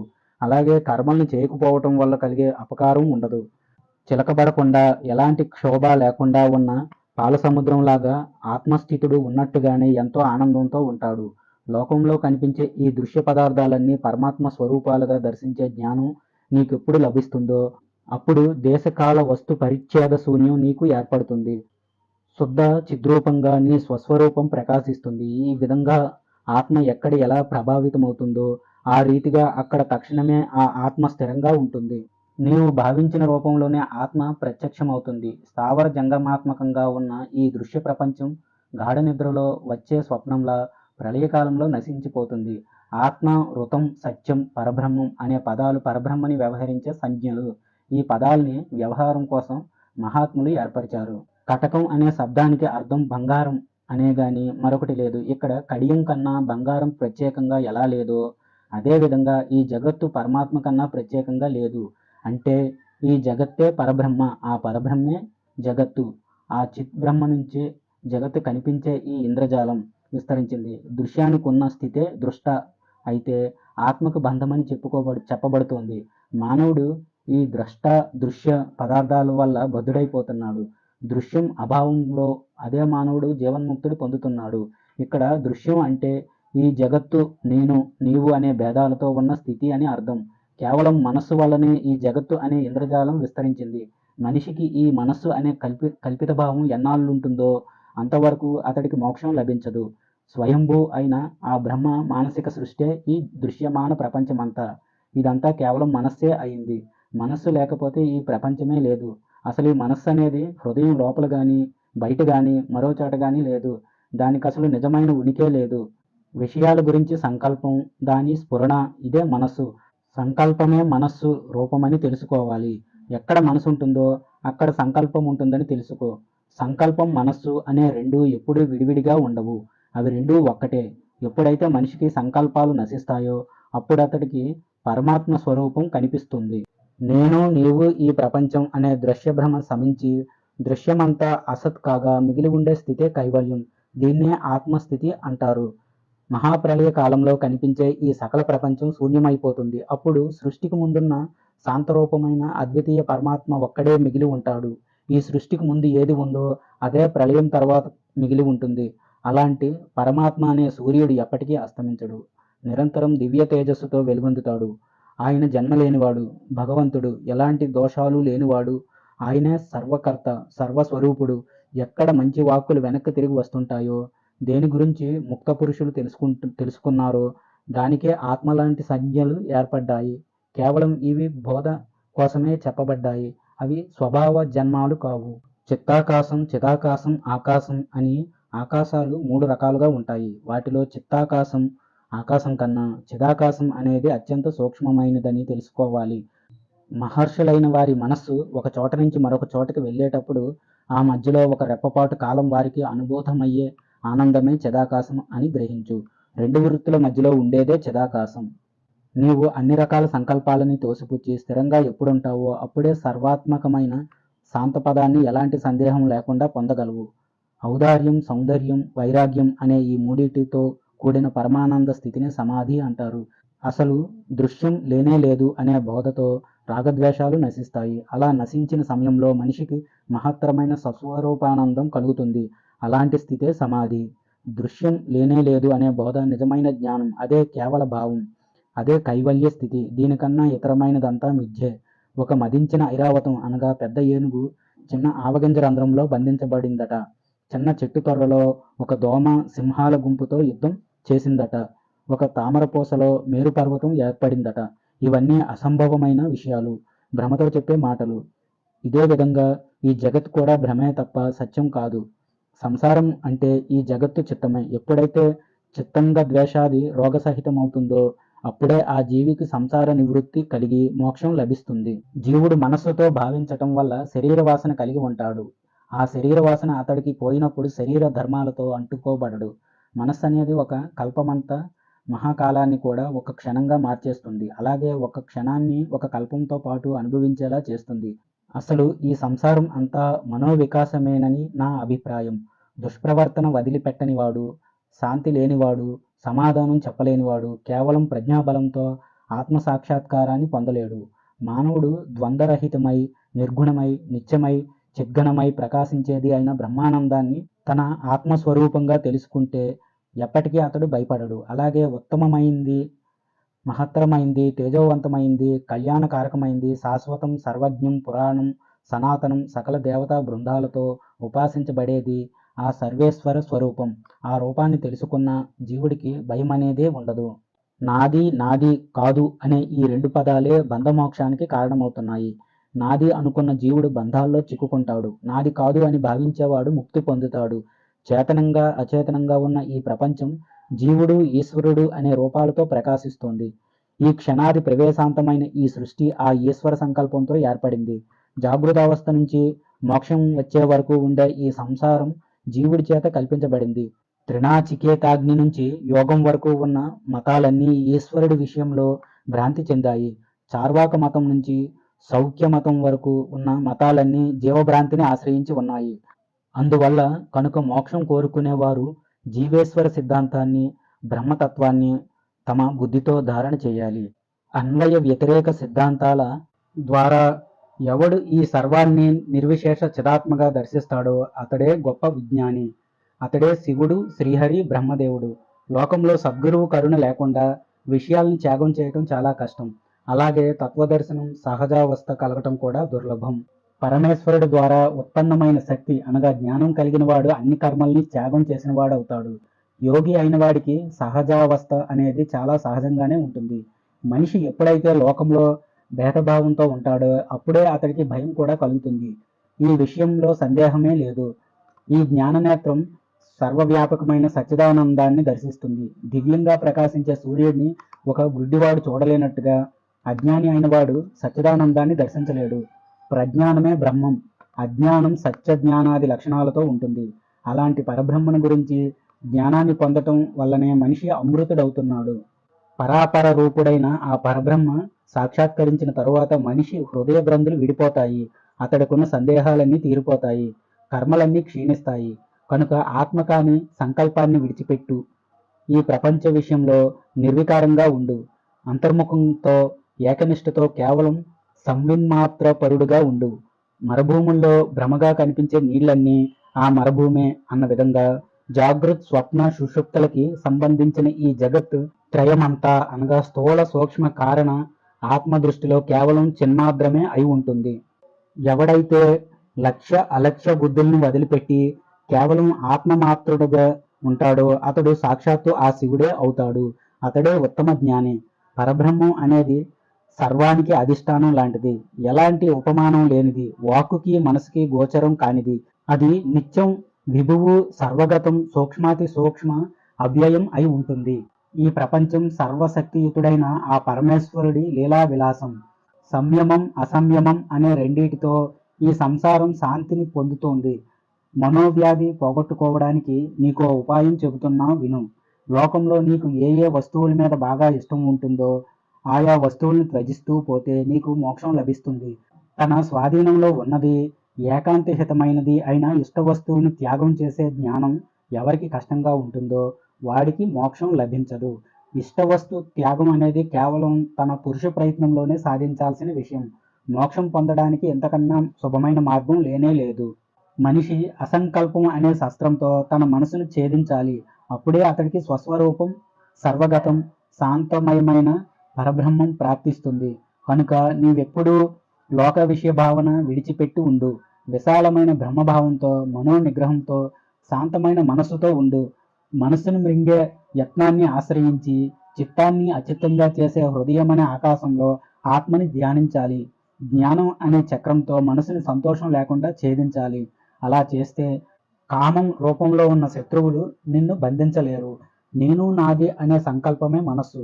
అలాంటి సంకల్పాలు కలగకుండా ఉండటానికి నిస్సంకల్పం అనే కొడవలితో మనస్సుని ఛేదించాలి. శరత్కాలంలో ఆకాశంలో సంచరించే మేఘం ఎలాగైతే వాయువేగంతో చిన్నాభిన్నమైపోతుందో అదేవిధంగా చక్కటి ఆత్మ విచారంతో నా మనస్సు ఆ మనస్సు అనగా మనస్సు లేనిది కావాలి. అలాంటి స్థితినే మనస్సు అంతర్ధానమైన స్థితి అంటారు. అదే అమనస్క స్థితి. మహాప్రళయ కాలంలో పెద్దగా గాలులు వీచినా సముద్రాలన్నీ ఏకమైపోయినా 12 మంది సూర్యులు ఒకేసారి తప్పించినా మనస్సుని నశింపజేసుకున్న వాడికి ఎలాంటి కష్టం కలగదు. సంకల్పరాహిత్యం వల్ల మాత్రమే సాధ్యమైనది సమస్తాన్ని సిద్ధింపజేసేది అయిన అసంకల్ప మోక్ష సామ్రాజ్యంలో నీవు స్థిరంగా ఆసీనుడివై ఉండు. మనస్సు అనేది ఎప్పుడూ చలనరహితంగా ఉండటం కనిపించదు. అగ్ని ఎలాగైతే వేడి తత్వం స్వభావ సిద్ధంగా ఉంటుందో మనసుకు కూడా చలనతత్వం అనేది స్వభావన సిద్ధంగానే ఉంటుంది. చిత్తాన్ని ఆధారంగా చేసుకుని చంచలంగా ఉన్న ఈ శక్తి మనసుకు సంబంధించిన చిత్తశక్తి అని తెలుసుకో. ఈ జగత్తు కూడా మనసుకు సంబంధించినదే. చలనరహితంగా ఉండే మనస్సునే అమృతం అంటారు. దాన్నే తపస్సు అని శాస్త్ర సిద్ధాంతంలో మోక్షమని చెబుతారు. ఈ మనసుకున్న చంచల స్వభావాన్నే వాసన రూపమైన అవిద్య అంటారు. వాసన అనే పేరుతో వ్యవహరించబడే ఈ అవిద్యని పరబ్రహ్మ విచారణ ద్వారా నశింపజేయాలి. పాపరహితుడైన గో నిదఘా మహర్షి, నీ పురుషయత్నంలో ఆ పరమపదంలో నీ మనసును లీనం చెయ్యి. తద్వారా ఆ పరమపదాన్ని పొంది నిర్వికల్ప స్థితిని చేరుకో. పురుష ప్రయత్నాన్ని ఆశ్రయించి దాని ద్వారా పరిశుద్ధ చిత్తంతో మలినమైన మనస్సును జయించి శోకం లేని పదాన్ని అవలంబించి నిరాంతకుడివై స్థిరంగా ఉండు. నీ మనస్సును దృఢంగా నిగ్రహించుకునే విషయంలో నీ మనస్సే సమర్థంగా ఉంటుంది. రాజుని ఆశ్రయించటానికి రాజే సమర్థుడు గాని మరొకడు కాడు కదా. సంసారం మధ్యలో చిక్కుకొని ఆశ అనే గ్రహంతో పట్టుకోబడ్డవాడికి తన మనసే ఒక పడవలా ఉంది. వివేకమైన మనస్సుతో బంధన రూపంలో ఉన్న మనసనే పాశాన్ని ఖండించి సంసార సాగరం నుంచి నిన్ను నీవే రక్షించుకోవాలి. ఇలా ఎవడిని వాడే ఉద్ధరించుకోవాలి గాని ఇతరులెవరూ నన్ను కాపాడలేరు. మనిషి తన లోపల ఇష్టం రూపంలో ఏ వాసన అనగా అవిద్య అయితే పుడుతుందో అతడు ఆ వాసనల్ని తానే స్వయంగా నశింపజేసుకోవాలి. దీనితో అతడిలో ఉండే అవిద్య నశిస్తుంది. కనుక నీవు కూడా భోగ విషయాలను విడిచిపెట్టి భేదభావాల్ని త్యజించి తరువాత భావాభావాల్ని కూడా వదిలేసి నిర్వికల్ప స్థితిని పొంది సుఖంగా ఉండు. లోకంలో ఏదైతే నాకు అనుభవానికి వస్తుందో అలాంటి దాన్ని నీ లోపల చేరే అవకాశం ఇవ్వకు. దీన్నే మనోశాసనం అవిద్యానాశనం అంటారు. మోక్షం అంటే దృశ్య విషయాల మీద విశ్వాసాన్ని ఇష్టాన్ని వదిలిపెట్టడం. ఆ దృశ్య విషయాల మీద విశ్వాసాన్ని ఇష్టాన్ని పెంచుకోవటమే దుఃఖం. అసలు అవిద్య అనేది లేనే లేదు. అయినప్పటికీ ప్రజ్ఞ లేని వారిలో అవిద్య అనేది కనిపిస్తుంది. నామమాత్రంగానే ఉన్న ఈ అవిద్య మంచి ప్రజ్ఞ కలిగిన వారిలో ఎలా ఉంటుంది? మంచి ప్రజ్ఞ మనిషికి సిద్ధించేంత వరకు ఆ అవిద్య అమాయకుడైన ఆ జీవిని తన వెంట తీసుకెళ్లి దుఃఖం అనే ముళ్ళపొదలోకి పడేస్తుంది. అయితే మంచి ప్రజ్ఞ కలిగిన వాళ్ళని మాత్రం ఈ అవిద్య ఏమీ చేయలేదు. మానవుడికి ఎంతకాలం వరకు మోహాన్ని నశింపజేసే ఆత్మావలోకనం మీద ఇచ్చ తీవ్రంగా కలగదో అంతవరకు ఆ అవిద్య ఆ మానవుడిని వెంబడిస్తూనే ఉంటుంది. ఎప్పుడైతే మానవుడు పరతత్వాన్ని దర్శిస్తాడో అప్పుడే ఆ అవిద్య నాశనం అవుతుంది. అదేవిధంగా సర్వగతమైన జ్ఞానాన్ని దర్శించినా చాలు, అవిద్య నాశనమైపోతుంది. అసలు ఈ అవిద్య అనేది కేవలం ఇచ్ఛామాత్రంగానే ఉంది. అలాంటి అవిద్య నశిస్తే మానవుడికి మోక్షం సిద్ధిస్తుంది. ఇదే మోక్షం సంకల్పాలు నశించినా సిద్ధిస్తుంది. మానవుడి చిత్తం అనే ఆకాశంలో వాసనా రూపంలో ఉన్న రాత్రి నశించిన తర్వాత చితాదిత్య ప్రకాశం జరగటంతో చంద్రకళ అనగా జీవుడనే భావం వెలవెలబోతుంది. విషయాలనే దృశ్య సంబంధం లేనిది, సామాన్య రూపంలో ఉండేది, సర్వవ్యాపకమైనది, అనిర్వచనీయమైనది అయిన దివ్య చైతన్యమే ఆత్మ.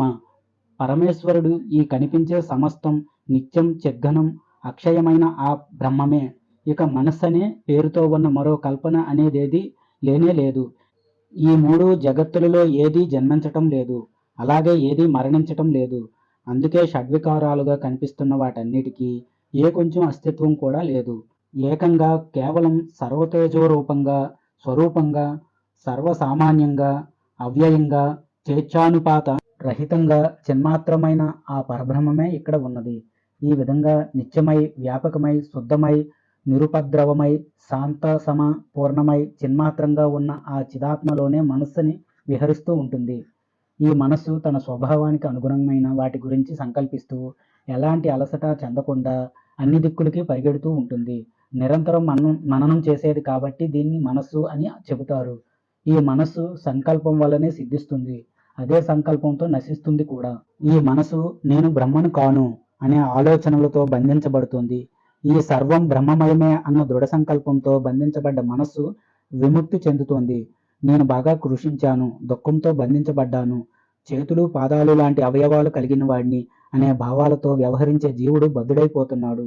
నేను దుఃఖించేవాడిని కాను, నాకు శరీరం లేదు, ఇక నాకు బంధం ఎక్కడిది అనే భావనతో సంచరించే జీవుడు ముక్తుడవుతున్నాడు.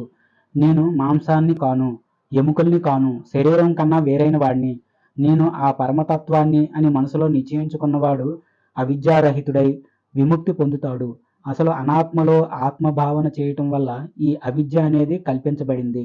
తీవ్రమైన పురుష ప్రయత్నాన్ని ఆశ్రయించి మంచి బుద్ధితో భోగాల మీద కోరికను వదిలేసి నిర్వికల్ప స్థితిని పొంది నీవు సుఖంగా ఉండు. ఓ నిదఘాముని, లోకంలో నా పుత్రుడు, నా ధనం, నేను, ఇది నాది అనే భావాల ఇంద్రజాలంలాగా వాసన అనగా అవిద్య అనేది విజృంభిస్తోంది. ఓ మహర్షి, నీవు అజ్ఞానవంతుడివి అవ్వకు, విజ్ఞానవంతుడివి కా. సంసారం అనే భావన విడిచిపెట్టు. అనాత్మలో ఆత్మభావాన్ని పొంది అజ్ఞానిలాగా ఎందుకు బాధపడుతున్నావు? దేనికోసం నీవు సుఖదుఖాలతో పరాభవాన్ని పొందుతున్నావో అలాంటి జడమైన, మోగదైన, అపరిశుభ్రమైన ఈ శరీరం నీకెలా ప్రాప్తించింది? ఆహా, ఎంత చిత్రంగా ఉంది! ఏ బ్రహ్మమైతే సత్యంగా ఉన్నదో దాన్నే ఈ ప్రజలు విస్మరిస్తున్నారు. ఓ నిదాగా, లౌకికమైన కార్యాలలో నీకు రాగానురంజనంగా లేకుండా ఉండుగాక. ఎంత విచిత్రంగా ఉంది! తామరతోడలో ఉన్న సన్నని దారంతో మహాపర్వతాలు బంధించబడ్డాయి. యథార్థంగా లేని అవిద్యతో ఈ విశ్వం మొత్తం ఒక గడ్డి పరకలాగా చిన్నాభిన్నమైపోయింది. కేవలం ఒక గడ్డి పరకలాగా ఉన్న ఈ జగత్రయం కూడా అవిద్యా ప్రభావం వల్ల వజ్రంలాగా స్థిరంగా ఉన్నట్టు కనిపిస్తోంది. పంచమోధ్యాయ. ఋభు మహర్షి చెబుతున్నాడు, నాయనా, నీకు ఉన్నది ఉన్నట్టుగా మరొకటి చెబుతున్నాను. లోకంలో అజ్ఞాన భూమికలు 7, జ్ఞాన భూమికలు 7 ఉన్నాయి. ఈ 2 రకాల భూమికల నుంచే ఎన్నో ఇతరమైన భూమికలు పుడుతున్నాయి. స్వస్వరూప స్థితిలో ఉండటాన్నే మోక్షం అంటారు. అహంకార భావంతో ఉంటే ఆ స్థితి నుంచి క్రిందకి పడతారు. శుద్ధమైన జ్ఞానమే స్వస్వరూపం. అలాంటి స్వస్వరూప స్థితి నుంచి ఎవడు చెలించకుండా ఉంటాడో అలాంటి వాడిలో అజ్ఞానం కానీ, రాగద్వేషాలు కానీ, సంకల్పాలు కానీ సంభవించవు. దృశ్య విషయాలలో దృష్టి నిమగ్నం కావటాన్నే స్వరూప భ్రంశం అంటారు. దీనికన్నా మోహం అనేది ఇంతకు ముందు మరేదీ లేదు, ఇకపై ఉండబోదు కూడా. సంకల్పాల పరంపరలో మనస్సు అనేది ఒక విషయం నుంచి మరొక విషయం మీదకు వెళ్ళేటప్పుడు ఆ రెండు సంకల్పాల మధ్యలో ఉండే స్థితి అనగా మనస్సు లేని స్థితినే స్వరూప స్థితి అంటారు. అన్ని రకాల సంకల్పాలు నశించి శిలలలాగా నిశ్చయమై జాగృత్ నిద్ర కాని స్థితి ఏదైతే ఉందో అదే స్వరూప స్థితి. ఇదే అన్నిటికన్నా గొప్పదైన ఆత్మస్థితి. జీవుడిలో అహం అనే ప్రవృత్తి తొలగిపోయి అతడిలో ఉన్న ద్వైతభావం, భేదభావం అనేవి కూడా తొలగిపోగా అజడం లాంటి స్థితి ఏదైతే కలుగుతుందో దాన్నే స్వరూప స్థితి అంటారు. అజ్ఞానం అనేది 7 అవస్థలుగా పరిణామం చెందుతోంది. అవి 1 బీజ జాగృత అవస్థ, 2 జాగృత అవస్థ, 3 మహాజాగృత అవస్థ, 4 జాగృత్ స్వప్నావస్థ, 5 స్వప్నావస్థ, 6 స్వప్న జాగృత అవస్థ, 7 సుషుప్త్యావస్థ. ఈ 7 రకాల అవస్థలు ఒకదానితో మరొకటి కలిసిపోయి ఎన్నో రూపాలుగా మారుతున్నాయి. వివిధ రూపాలుగా మారిన వీటి లక్షణాలు ఎలా ఉంటాయో చెబుతున్నా విను. 1 బీజ జాగృత అవస్థ. సృష్టికి పూర్వం, చేతనమే పుట్టకముందు నామరహితంగా నిర్మలమైన ఏ చైతన్యం ఉన్నదో ఆ చైతన్యమే భవిష్యత్తులో కల్పించబడే చిత్త, జీవాది శబ్దాలకు, అర్థాలకు, విషయాలకు ఆశ్రయం అవుతుంది. బీజరూపంగా ఉన్న జాగృతావస్థ ఏదైతే ఉన్నదో దాన్ని బీజ జాగృతావస్థ అని అంటారు. ఇదే జ్ఞప్తికి, భావానికి, అహంకారానికి కొత్త అవస్థగా ఉన్నది. దీన్నే అవ్యక్తం అంటారు. ఇక జాగృతావస్థ గురించి చెబుతాను విను. 2 జాగృతావస్థ. మొట్టమొదట లేదా తరువాత ఈ బీజ జగత్తు నుంచి కొత్తగా లేచి వచ్చిన నేను, నాది, ఇతడు, అతడు, ఇది, అది అనే వృత్తి జ్ఞానం ఏదైతే ఉందో అదే జాగృతావస్థ.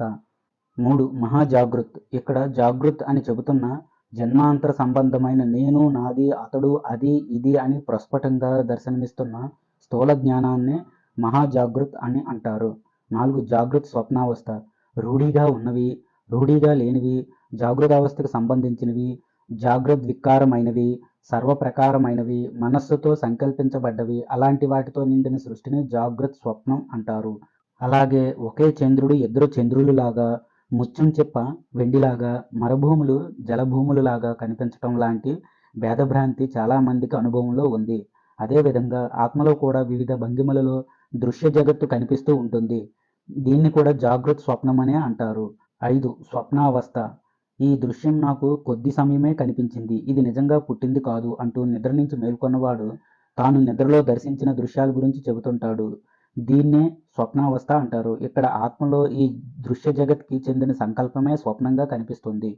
6 స్వప్న జాగృత అవస్థ. చాలా కాలం వేదాంత విజ్ఞానం గురించి విన్నప్పటికీ ఆత్మ సాక్షాత్కారం కాకపోవటంతో మనిషికి పెద్దల బోధలకు అర్థం కాకుండా ఉంటాయి. అందుకనే ప్రయత్నించి చాలా కాలం మహాత్ముల్ని అనుసరించాలి. దీన్నే స్వప్న జాగృత్ అంటారు.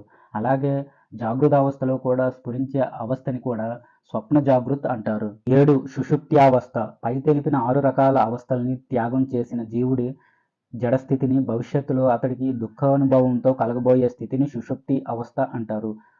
తమస్సు అనగా చీకటి రూపంలో ఉన్న ఈ సుషుప్తి అవస్థలోనే సకల ప్రపంచం లీనమై ఉంటుంది. దీన్నే అవ్యక్తం అంటారు. ఓ దివ్యోత్తమ, నేనింతవరకు నీకు 7 అజ్ఞాన భూమికల గురించి చెప్పాను. ఈ భూమికలన్నీ ఒకదానితో మరొకటి కలిసి వందలాది అవస్థా భూమికలు ఏర్పడుతున్నాయి. ఇప్పుడు నీకు వేటిని గురించి తెలుసుకుంటే మోహమనే బురదలో మునిగిపోవో అలాంటి 7 రకాల జ్ఞాన భూమికల గురించి చెబుతాను, శ్రద్ధగా విను. ఈ యోగ భూమికల గురించి పండితులు వివిధ రకాల సిద్ధాంతాలు చెబుతున్నారు. అయితే నేనిప్పుడు చెప్పబోయే 7 రకాల జ్ఞాన భూమికలే నిజమైనవని నా నమ్మకం. ఇవే శుభప్రదమైనవి. ఈ 7 భూమికలకు సంబంధించిన జ్ఞానమే యథార్థ జ్ఞానమని మహాత్ములు చెబుతారు. నేను చెప్పబోయే ఈ 7 భూమికలకు పరంగా ఉన్న జ్ఞేయమే మోక్షం. 1 శుభేచ్ఛ, 2 విచారణ, 3 తనుమానసి, 4 సత్వాపత్తి, 5 అసంపత్తి, 6 యథార్థ భావన, 7 తుర్యగ. ఇవి సప్తజ్ఞాన భూమికలు. ఈ భూమికల్ని శ్రద్ధగా ఆచరించిన వారికి మోక్షం తప్పక లభిస్తుంది. ఈ మోక్షాన్ని పొందినవాడు తిరిగి జన్మించడు. ఇప్పుడు నీకు ఈ 7 భూమికల నిర్వచనం చెబుతున్నా విను. 1 శుభేచ్ఛ. అయ్యో, నేనెందుకు ఇప్పటిదాకా మూర్ఖుడిలా పడి ఉన్నాను? ఇక మీదైనా శాస్త్ర సజ్జన సాంగత్యాల్ని ఆదరించి గురువుల ద్వారా యథార్థ జ్ఞానాన్ని తెలుసుకుంటాను అని మనిషి భావించే వైరాగ్య సహిత వాంఛనే శుభేచ్ఛ అంటారు. 2 ఆత్మ విచారణ. శాస్త్రంతో, సజ్జన సాంగత్యంతో, వైరాగ్యాభ్యాసంతో ఏర్పడే సమాచార ప్రవృత్తిని అనగా ఆత్మ విచారణ అంటారు. 3 తను మానసి. జ్ఞాన విచారణ చేయటం వల్ల ఇంద్రియార్థాల మీద ఇష్టం నశించిపోవటం వల్ల మనిషికి కలిగే స్థితినే తను మానసి అంటారు. 4 సత్వాపత్తి. పై తెలిపిన 3 భూమికల అభ్యాసంతో చిత్తంలో గొప్ప వైరాగ్యం ఏర్పడి అది శుద్ధ సత్వస్థితిని పొంది స్వాత్మలో నిలకడగా ఉండటాన్ని సత్వాపత్తి అంటారు. 5. అసంశక్తి. ఇక్కడ చెప్పిన 4 రకాల భూమికల అభ్యాసంతో సత్వరూఢ స్థితిని పొంది విషయ వాసనారహితమైన అసంగ స్థితిలో ఉండటాన్ని అసంశక్తి అంటారు. 6. పదార్థ భావన. ఇప్పటిదాకా చెప్పిన 5 రకాల భూమికల అభ్యాసంతో బాహ్య అభ్యంతర పదార్థ భావన శూన్యుడై స్వాత్మలో దృఢమైన స్థితిని అనుభవిస్తూ ఇతరులతో ప్రయత్నపూర్వకంగా అవబోధనం చేయించబడే స్థితినే పదార్థ భావన అంటారు. 7. తుర్యగా. పై తెలిపిన 6 రకాల భూమికల్ని నిరంతరం అభ్యాసం చేయటం వల్ల భేదభావం నశించగా మనిషికి స్వాభావికంగా సంభవించే ఆత్మనిష్టనే తుర్యగా అంటారు. ఇదే తురీయావస్థ అంటే. తుర్యగా అని వ్యవహరించే ఈ తురీయావస్థ అనేది జీవన్ముక్తులైన వారిలో ఉంటుంది. ఈ అవస్థ కన్నా పైన తురీయాతీత అవస్థ అనేది విదేహముక్తికి సంబంధించింది మరొకటి ఉంటుంది. ఇక్కడ తురీయాతీతం అంటే తురీయ వ్యవహారాన్ని కూడా దాటి ఉన్నదని భావం. ఓ నిదఘాముని, మహాత్ములు, గొప్ప ధన్యుడు, ఆత్మారాములు అయిన వారిలో ఎవరు సప్తమ అనగా 7వ భూమికిని చేరుకుంటారో వారే మహత్పదాన్ని అనగా విదేహముక్తిని పొందిన వారు అవుతారు. అలాంటి వారు తమకు ప్రాప్తించిన కార్యాలను కొంచెంగా చేస్తారు లేదా ఏమీ చేయకుండా ఉండిపోతారు. సత్పురుషులైన వారు తమ ప్రక్కనున్న వారితో బాధించబడ్డప్పటికీ నిద్ర నుంచి లేచిన వారిలాగా క్రమానుగతంగా వస్తున్న పూర్వాచారాలని ఆచరిస్తూ ఉంటారు. బుద్ధిమంతులైన వారికి మాత్రమే ఈ 7 భూమికల తత్వం అర్థమవుతుంది. ఏదైనా జన్మాంతర సంస్కారం ఉంటే పశువులు, మ్లేచ్చులు కూడా ఈ జ్ఞాన భూమికలను తెలుసుకొని ముక్తిని పొందుతారు. ఈ 7 రకాల జ్ఞాన భూమికల్లో సంచరించేవారు శరీరంతో ఉన్నా, శరీరం లేకుండా ఉన్నా వారు ముక్తిని పొందుతారు. దీనికి సందేహపడక్కర్లేదు. జ్ఞానం అంటే హృదయ గ్రంథి విచ్ఛేదన చెందటమే. అలాంటి స్థితి ప్రాప్తించటమే ముక్తి. ఇక్కడ గ్రంథి విచ్ఛేద రూపమైన విముక్తి స్థితి అంటే మృగతృష్ణలో నీళ్లున్నట్టు భ్రాంతి చెందిన రీతిగా మహదాది స్థూల భ్రాంతి, అహమాది దేహాంత భ్రాంతి లాంటి సర్వభ్రాంతులు నశించిన స్థితి. అజ్ఞాన సాగరాన్ని ఎవరు దాటుతారో వారే పరమపదాన్ని పొందుతారు. స్వాత్మలాభ పరాయణులైన వారే ఈ సప్తభూమికల్లో ఉంటారు. మనస్సుని నశింపజేసే ఉపాయమే యోగం అని చెబుతారు. అలాంటి యోగం కూడా ఈ 7 రకాల భూమికలలోనే ఉంటుంది. వీటి గురించి నీకు విపులంగా వివరించి చెప్పాను. ఈ భూమికలన్నిటి లక్ష్యం ఆ పరబ్రహ్మ పదమే. నీవు, నేను, తాను, ఇతరుడు అనే వృత్తులు ఎక్కడ లేవో, సంకల్పరూపమైన జ్ఞానం ఏ కొంచెం కూడా ఎక్కడ లేదో, ఉన్నది లేదు అనే వృత్తులకి అగమ్య గోచరమైనదేదో, దృశ్యం అదృశ్యం కానిదేదో అదే మోక్షం అంటే. సర్వం శాంతించింది, నిరాలంబమైంది, ఆకాశంలో ఉండేది, శాశ్వతం, శివమైనది, విరామయం, అనాభాసమైనది, ఎలాంటి పేరు లేనిది ఏదో అదే ముక్తి. ఆ పరమపదం సత్ అసత్ కానిది, ఆది మధ్యాంతరహితమైనది, సర్వము కానిది అయినది, మనస్సుకి వాక్కుకి కనిపించనిది, ఆత్మవేదమైనది, పూర్ణం కన్నా పూర్ణమైనది, సుఖం కన్నా సుఖమైనది, సంవేదనం లేనిది, అశాంతమైనది, ఆతతమైనది, సకల పదార్థాలకి సత్తా అయింది, అది తప్ప మరేదీ లేనిది. ద్రష్ట దృశ్యం ఈ రెండిటికి సంబంధం కలుగుతున్నప్పుడు ఆ మధ్యలో ఉన్న దృష్టి దేని స్వరూపమో అదే పరమపదం. చిత్తం ఒక చోట నుంచి మరొక చోటకు పరిగెడుతున్నప్పుడు మధ్యకాలంలో చిత్తానికి ఏది స్వరూపంగా ఉన్నదో, జడంగా ఉండటం కానీ, గ్రహించటం కానీ, భావించటం కానీ లేనిది ఏదో అదే పరమపదం. ఓ నిధాగా, నీవు నిరంతరం తద్రూపుడివి కా. జాగృత్, స్వప్న, సుషుప్తి అవస్థలనేది సనాతనమైనది, జడం, చేతనం కానిది అయిన ఏ పరమాత్మ రూపమైతే ఉన్నదో ఆ రూపంలోనే సదా తన్మయుడుగా ఉండు. జడమైన స్థితిని విడిచిపెట్టిన శిలాహృదయమే ఆత్మస్థితి. అలాంటి అమనస్క ఆత్మ స్వరూపంలో నీవు నిత్యం తన్మయుడివై ఉండు. చిత్తాన్ని దూరంగా ఉంచి ఏది నీవై ఉన్నావో అలాంటి ఆత్మస్వరూపంలో నీవు స్థిరంగా ఉండు. ఓ నిదఘాముని, ఎలాంటి రూపం లేని ఆకాశం నుంచి శూన్యం ఎంతో రమణీయమైన నీలిరంగుతో కనిపించిన విధంగా పరమాత్మతత్వం నుంచి ముందుగా మనస్సు పుట్టింది. ఆ మనస్సు ద్వారా దృశ్యరూపమైన ఈ జగత్తు వ్యాపించింది. ఆకాశంలో నీలిరంగు అనేది అధ్యారూపం. అక్కడ నీలం రంగు లేదు, ఆకాశం కూడా ఉంది అనటం అపవాదం. అలాగే ఇక్కడ కూడా మనస్సు అనేది లేదు, ఉన్నది చిదాకాశమే. సంకల్పాలు నశిస్తే చిత్తం కూడా నశిస్తుంది. శరత్కాలంలో ఆకాశం తన సహజమైన నిర్మల రూపంతో ప్రకాశించినట్టుగా ఒక్కడుగా, జన్మరహితుడిగా, ఆద్యుడిగా, అనంతమైన వాడిగా ఉన్న ఆ చిన్మాత్ర పరబ్రహ్మ తనలోనే అనుభవం అవుతాడు. ఒక చిత్రకారుడు లేకుండా ఎన్నో రకాల రంగులు, ఆకారాలు ఆకాశంలో చిత్రంగా కనిపించినట్టు ద్రష్ట అనేవాడు లేకుండానే దృశ్య ప్రపంచం వచ్చిందా, నిద్ర లేకుండానే కల వచ్చిందా అన్నట్టు అనుభవం అవుతుంది. సాక్షిభూతంగా, సమంగా, స్వచ్ఛంగా, నిర్వికల్పంగా ఉన్న చిదాత్మలో ఇష్టం లేకపోయినా అద్దంలో వస్తువులు కనిపించినట్టుగా ఈ జగత్తులన్నీ ప్రతిబింబిస్తుంటాయి. ఓ నిదాగముని, ఏకంగా చిదాకాశంగా, సర్వాత్మకంగా, అఖండంగా ఉన్న పరబ్రహ్మాన్ని చిత్తచాంచల్యం నశించటం కోసం భావన చెయ్యి.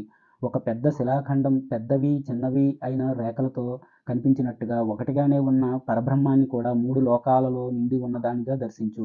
ఈ జగత్తు మొత్తం మనసు చేసిన కల్పనే తప్ప మరొకటి కాదు. అందుకే ఈ జగత్తుకి జన్మ అనేదే లేదు. ఇప్పుడు నేను తెలుసుకోదగ్గ విషయమంతా తెలుసుకున్నాను. ఆశ్చర్యకరంగా చూడదగిన దాన్నంతా చూశాను. ఓ నిదాగా, ఇంతకాలానికి నేను పడ్డ శ్రమకి విశ్రాంతి లభించింది. లోకంలో చిన్మాత్రమైన ఆత్మ తప్ప మరొకటి లేదు. ఆ పరమపదం సంశయరహితమైనదని, ఎలాంటి కోరికలు లేనిదని, నిర్విశేషమైనదని, మనస్సు కూడా లేనిదని తెలుసుకో. అన్ని రకాల పాపాలు నశించిన వారు గొప్ప బుద్ధిశాలురు. ప్రశాంతమైన మనస్సు కలిగిన వారు, అమనస్క యోగశీలురు అయిన మహానుభావులే భూమత్వ ప్రాప్తిని పొందిన వారవుతున్నారు. నిత్యం ఆత్మవిచారణ చేస్తూ చిత్తవృత్తులు జారిపోయి మనస్సు స్థాయిని కూడా దాటిపోయి చివరికి మనస్సుని కూడా త్యాగం చేసిన వారికి మాత్రమే బ్రహ్మానుభవం లభిస్తుంది. అసహ్యకరమైన దృశ్యాల్ని త్యజించినవాడు, గ్రహించదగిన ఆత్మ అనే వస్తువును గ్రహించినవాడు, దృక్ స్వరూపాన్ని చూసినవాడు, దృక్ కన్నా ఇతరమైనదేదీ చూడనివాడు, తెలుసుకోదగిన పరతత్వం గురించి తెలుసుకుని జీవిస్తున్నవాడు, మోహమయమైన సంసార మార్గంలో నిద్రిస్తున్నవాడు, రస అరస పదార్థాల విషయంలో అత్యంత పరిపక్వమైన వైరాగ్యభావం కలిగినవాడు, పక్షులను పట్టడానికి వేసే వలలా ఉన్న ఈ సంసార వాసన అనే వలని తీవ్ర వైరాగ్యంతో త్రయం చేసినవాడు, హృదయ గ్రంథి తెగిపోయినవాడు, చిల్లగింజతో మురికి నీళ్లు పరిశుభ్రమైనట్టు విజ్ఞానంతో అవిద్య తొలగిపోయినవాడు అయిన మహాత్ముడికి మాత్రమే స్వస్వభావం అనగా ఆత్మస్థితి ప్రసన్నమవుతుంది. ఎప్పుడైతే మనస్సు రాగశూన్యంగా, ఆసక్తిరహితంగా, ద్వంద్వరహితంగా నిరుపాశ్రయమవుతుందో, ఎలాంటి దృశ్యాన్ని అది ఆశ్రయించకుండా ఉంటుందో, అప్పుడు పంజరం నుంచి బయటకు వచ్చిన పక్షిలాగా ఆ మనస్సు కూడా బంధం నుంచి బయటికి వస్తుంది.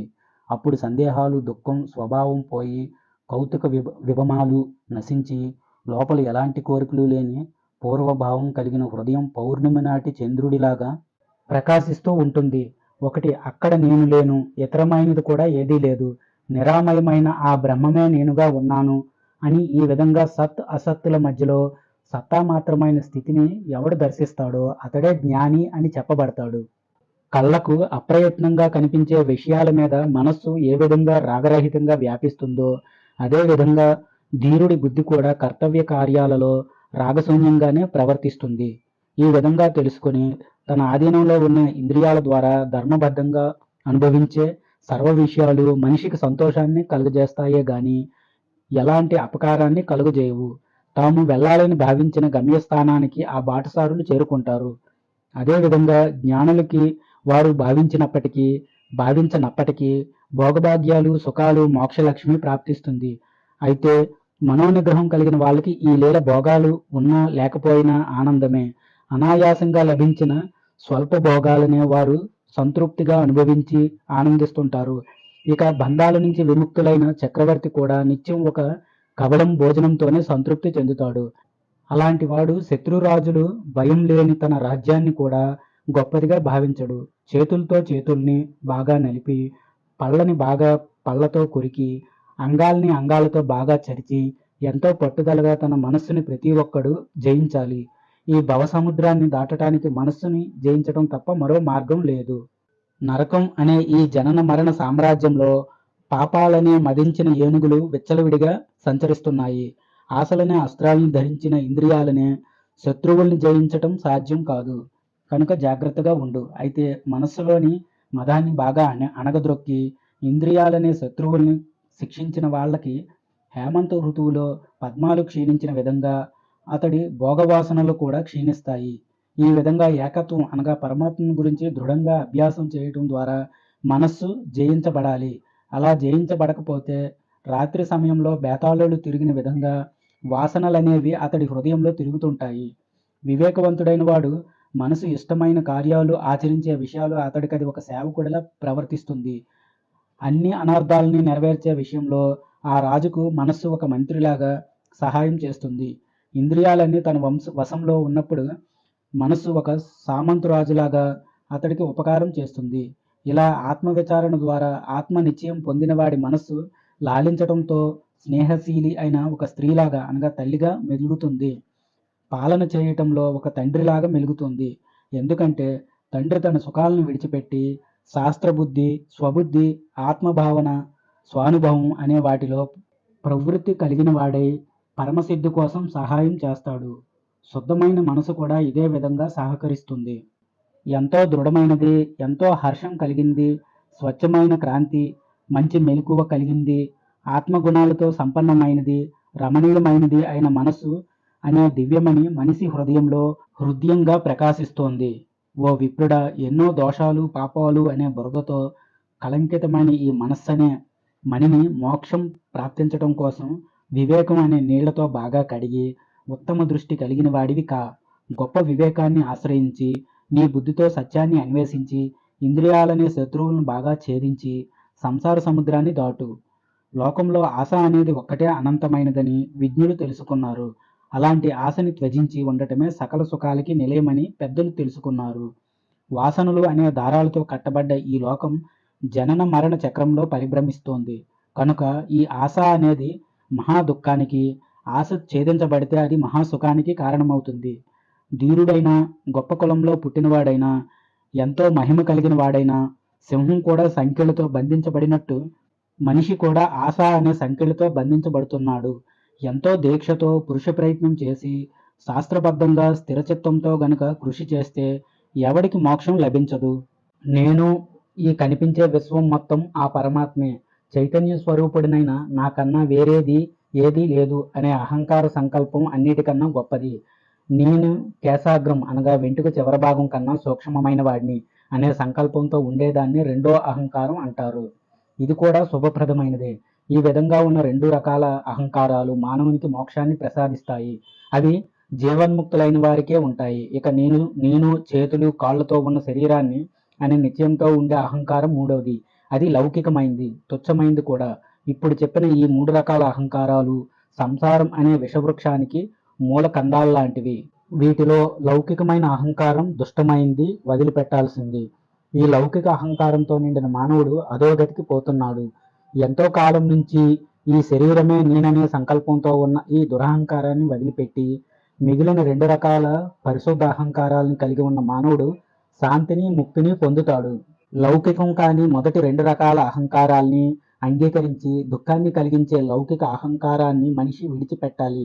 తరువాత మొదటి రెండు అహంకారాలను కూడా వదిలేసి జ్ఞానిగా మిగిలిన వాడే సర్వోత్తమమైన మోక్ష పదాన్ని అధిరోహిస్తాడు. లోకంలో భోగాల మీద కోరికే బంధం, భోగాల్ని వదిలిపెట్టడమే మోక్షం అని చెప్పబడుతుంది. మనిషికి అతడి మనస్సు బాగా అభివృద్ధి చెందితే అపకారం, అదే మనస్సు నాశనమైపోతే ఉపకారం జరుగుతుంది. జ్ఞాని అయిన వాడికి మనస్సు నశించిపోతుంది, అజ్ఞానానికి మనస్సు బంధనం అవుతుంది. జ్ఞాని అయిన వాడి మనస్సు ఆనందం కాదు, ఆనందం లేకపోవటం కాదు, చలనం అచలనం కాదు, సత్తు కాదు అసత్తు కాదు, అన్ని వికల్పాల మధ్యలో ఉండే స్థిరత్వమే అవుతుంది. ఆకాశం చాలా సూక్ష్మమైంది కావటం వల్ల అది కనిపించటం లేదు. అదేవిధంగా అఖండమైన చైతన్య సత్పదార్థం సర్వవ్యాపకమై ఉండటం వల్ల అది కనిపించటం లేదు. అన్ని రకాల సంకల్పాలు నశించినది, అన్ని రకాల సంజ్ఞలు వర్జించినది, నాశనం లేనిది, స్వస్వరూపమైనది అయిన ఈ చిత్ వస్తువునే ఆత్మ అనే పేరుతో వ్యవహరిస్తుంటారు. బ్రహ్మజ్ఞానుల దృష్టిలో ఈ ఆత్మ అనేది ఆకాశంలో 100వ భాగమంత సూక్ష్మమైంది. అది శుద్ధంగా, నిష్కలంగా, నిజస్వరూపంగా, ఏకంగా అనుభవాన్ని ఇస్తుంది. ఈ చిత్ చైతన్యం అనేది అస్తమించదు, ఉదయించదు. అలాగే అది లేనిది కాదు, కూర్చునేది కాదు, వచ్చేది పోయేది కూడా కాదు. అది ఇక్కడ లేదు అని చెప్పటానికి వీలు కాదు, ఇక్కడే ఉంది అని అనటానికి వీలు కాదు. అలాంటి ఈ చిత్ చైతన్యం నిర్వికల్పం, నిరాళంబం, నిర్మల స్వరూపంతో ఉంది. సద్గురువు మొదట సమధమాది గుణాలతో తన శిష్యుడిని పరిశుద్ధుడిగా చేయాలి. ఆ తర్వాత ఈ సర్వం బ్రహ్మమని, నీవు కూడా పరిశుద్ధుడివేనని శిష్యుడికి బోధ చేయాలి. అసలు జ్ఞానమే లేనివాడికి ఈ సర్వం బ్రహ్మమేనని ఎవడు చెబుతున్నాడో అతడు మహానరకంలోకి త్రోయబడతాడు. కనుక ఎవడికి బుద్ధి చక్కగా ప్రచోదితమై ఉందో, ఎవడికి భోగభాగ్యాల మీద కోరిక నశించిందో, ఎవడికి అన్ని రకాల ఆశలు తొలగిపోయాయో అలాంటి వాడికే గురువు అవిద్య లేని వేదాంతాన్ని బోధించాలి. అసలు దీపం అనేది ఉంటేనే కదా వెలుగుకి ఉనికి. సూర్యుడున్నప్పుడే వెలుగుకి ఉనికి, అలాగే చిత్ సత్తాన జగత్తుకి కూడా సత్తాగా ఉంటుంది. జ్ఞాన దృష్టికి కలిగినప్పుడు, సంపూర్ణంగా జ్ఞానోదయమైనప్పుడు, స్వస్థ చిత్తం కలిగినప్పుడు మాత్రమే నేను చేసే బోధనలోని బలాబలాలు నీవు గ్రహించగలుగుతావు. ఓ నిదగాముని, అవిద్య వల్లనే సకల దోషాలని హరించే విద్య అయిన ఆత్మజ్ఞానం అనేది నీకు ప్రాప్తిస్తుంది. జ్ఞానోదయం కలిగినప్పుడు నేను నాదే అనే స్వార్థ బుద్ధి నీలో నశించి ఉత్తమ పురుషార్థం నీకు లభిస్తుంది. అలా పరిశుద్ధమైన అంతఃకరణంలోనే ఆత్మకారకం అనే వృత్తి సంభవిస్తుంది. అస్త్రం అనేది మరో అస్త్ర ప్రయోగంతోనే శాంతిస్తుంది. మలినం కూడా మరో మలిన పదార్థంతోనే శుభ్రం చేయబడుతుంది. అలాగే విషం మరో రకమైన విషంతోనే విరుగుతుంది. శత్రువు మరో శత్రువుతోనే చంపబడతాడు. భూతమాయ అయిన అవిద్య ఏ విధంగా ఉంటుంది? ఈ మాయ తనకు తానే నాశనం అవ్వటం వల్లనే హర్షాన్ని ప్రసాదిస్తుంది. అసలు బాగా విచారించి చూస్తే మాయా స్వరూప స్వభావాలు ఎవరికీ కనిపించటం లేదు. కనుక యథార్థ తత్వంలో ఈ మాయ అనేది నశించేదే అవుతుంది. ఇదంతా బ్రహ్మమే అనే భావం ఎవడి మనసులో పుడుతుందో ఆ భావనే అతడికి మోక్షాన్ని ప్రసాదిస్తుంది. భేద దృష్టి కలిగి ఉండటమే అవిద్య, కనుక దాన్ని ఎప్పుడూ వదిలేయాలి. అలాంటి అవిద్యతో ఏది పొందబడదో, అవిద్యతో మాత్రమే పొందబడుతుందో అలాంటి దాన్ని అక్షయ పదం అంటారు. ఓ విప్రుడా, ఈ మాయ ఎలా కలిగింది అనే విచారణ నీవు చేయవద్దు. నేను ఈ మాయని ఏ విధంగా నశింపజేయగలను అని మాత్రమే నీవు విచారణ చేయాలి. నీలో ఉన్న అవిద్య నశిస్తేనే ఆ పరబ్రహ్మ పదాన్ని తెలుసుకోగలవు. ఆయన్ని తెలుసుకున్నప్పుడే నీకు అవిద్య ఎందుకు కలిగింది, ఏ విధంగా కలిగింది, అది ఎలా నశిస్తుంది అనే విషయాలన్నీ తెలుస్తాయి. అవిద్య అనేది ఒక వ్యాధి, అది తగ్గటానికి తగిన చికిత్స చేయి. అవిద్యని నశింపజేస్తే అది నిన్ను జన్మ మరణ దుఃఖంలో పడేయదు. ఈ చిత్ అనే సముద్రం తనలో తన రూపాలే అయి ఉన్న స్పందనలతో స్పందిస్తోంది. ఈ చైతన్యం ఏకాత్మకం, అఖండం, అద్వితీయం అన్న విషయాన్ని నీవు నీ లోపల అనుసంధానం చెయ్యి. అప్పుడు చిన్మయ సముద్రంలో చిద్రూపంగా ఉన్న చిచ్చక్తి కొంచెం క్షోభని పొందినదవుతుంది. సముద్రంలో ఉన్న తరంగాలలాగా ఈ చిత్ అనే సాగరంలో స్వచ్ఛంగా ఉన్న చిత్శక్తి చిద్రూపంగానే స్పందిస్తోంది. ఆకాశంలోని గాలిలాగా ఈ చిచ్చక్తి తనలో తానే వ్యక్తమవుతోంది. అంతేకాక నీ చిత్ చైతన్యం నీలోని స్వశక్తితోనే స్పందిస్తోంది. అది గొప్ప దైవీ శక్తి. అది సర్వశక్తి మయమై ఉండటం వల్ల ప్రతి క్షణం ఉత్సాహంతో స్ఫురిస్తోంది. దేనికి చెందిన మహోన్నతమైన శక్తిలో దేశకాల క్రియాశక్తులనేవి స్ఫురించవో అలాంటి మహాశక్తే చిచ్చక్తి అవుతుంది. ఇది తన స్వభావాన్ని, స్వరూపాన్ని సంకల్పించకుండా పరమితమైన భావంతో ఏ సమయంలో ఏ ఏ రూపాలని భావన చేస్తుందో ఆయా రూపాలనే ఎంతో అందంగా ఆ చిచ్చక్తి ధరిస్తుంది. ఈ విధంగా చిచ్చక్తి దేశకాల క్రియాలకి స్థానం, సంకల్ప వికల్పాలకు ఆకాశం అయిన రూపాలను ధరించిన వెంటనే ఆయా నామ సంఖ్యాదులకి అనుభూతంగా ఈ చిచ్చక్తి అనుసరిస్తుంది. ఓ నిదగాముని, చిద్రూపంగా ఉన్న ఈ తత్వాన్ని క్షేత్రజ్ఞుడు అంటారు. ఆ తర్వాత క్షేత్రజ్ఞుడైన ఈ జీవుడే వాసనలను సృష్టించుకొని అహంకారం పొందుతుంటాడు. అప్పుడు ఆ అహంకారాన్ని కళంకంతో కూడుకున్న నిశ్చయాత్మకమైన బుద్ధి అని అంటారు. ఈ బుద్ధి సంకల్పిత ఆకారంతో విషయాల్ని చింతన చేస్తూ మనస్సుగా మారుతుంది. అలా బుద్ధి ద్వారా ఏర్పడ్డ మనస్సు ఘనమైన సంకల్ప వికల్పాలతో క్రమక్రమంగా ఇంద్రియాల స్వరూపాన్ని ధరిస్తుంది. అలా రూపొందించిన ఇంద్రియాలన్నీ క్రమంగా కాళ్ళు చేతులతో కూడిన శరీరం రూపాన్ని ధరిస్తాయని పండితులు చెబుతారు.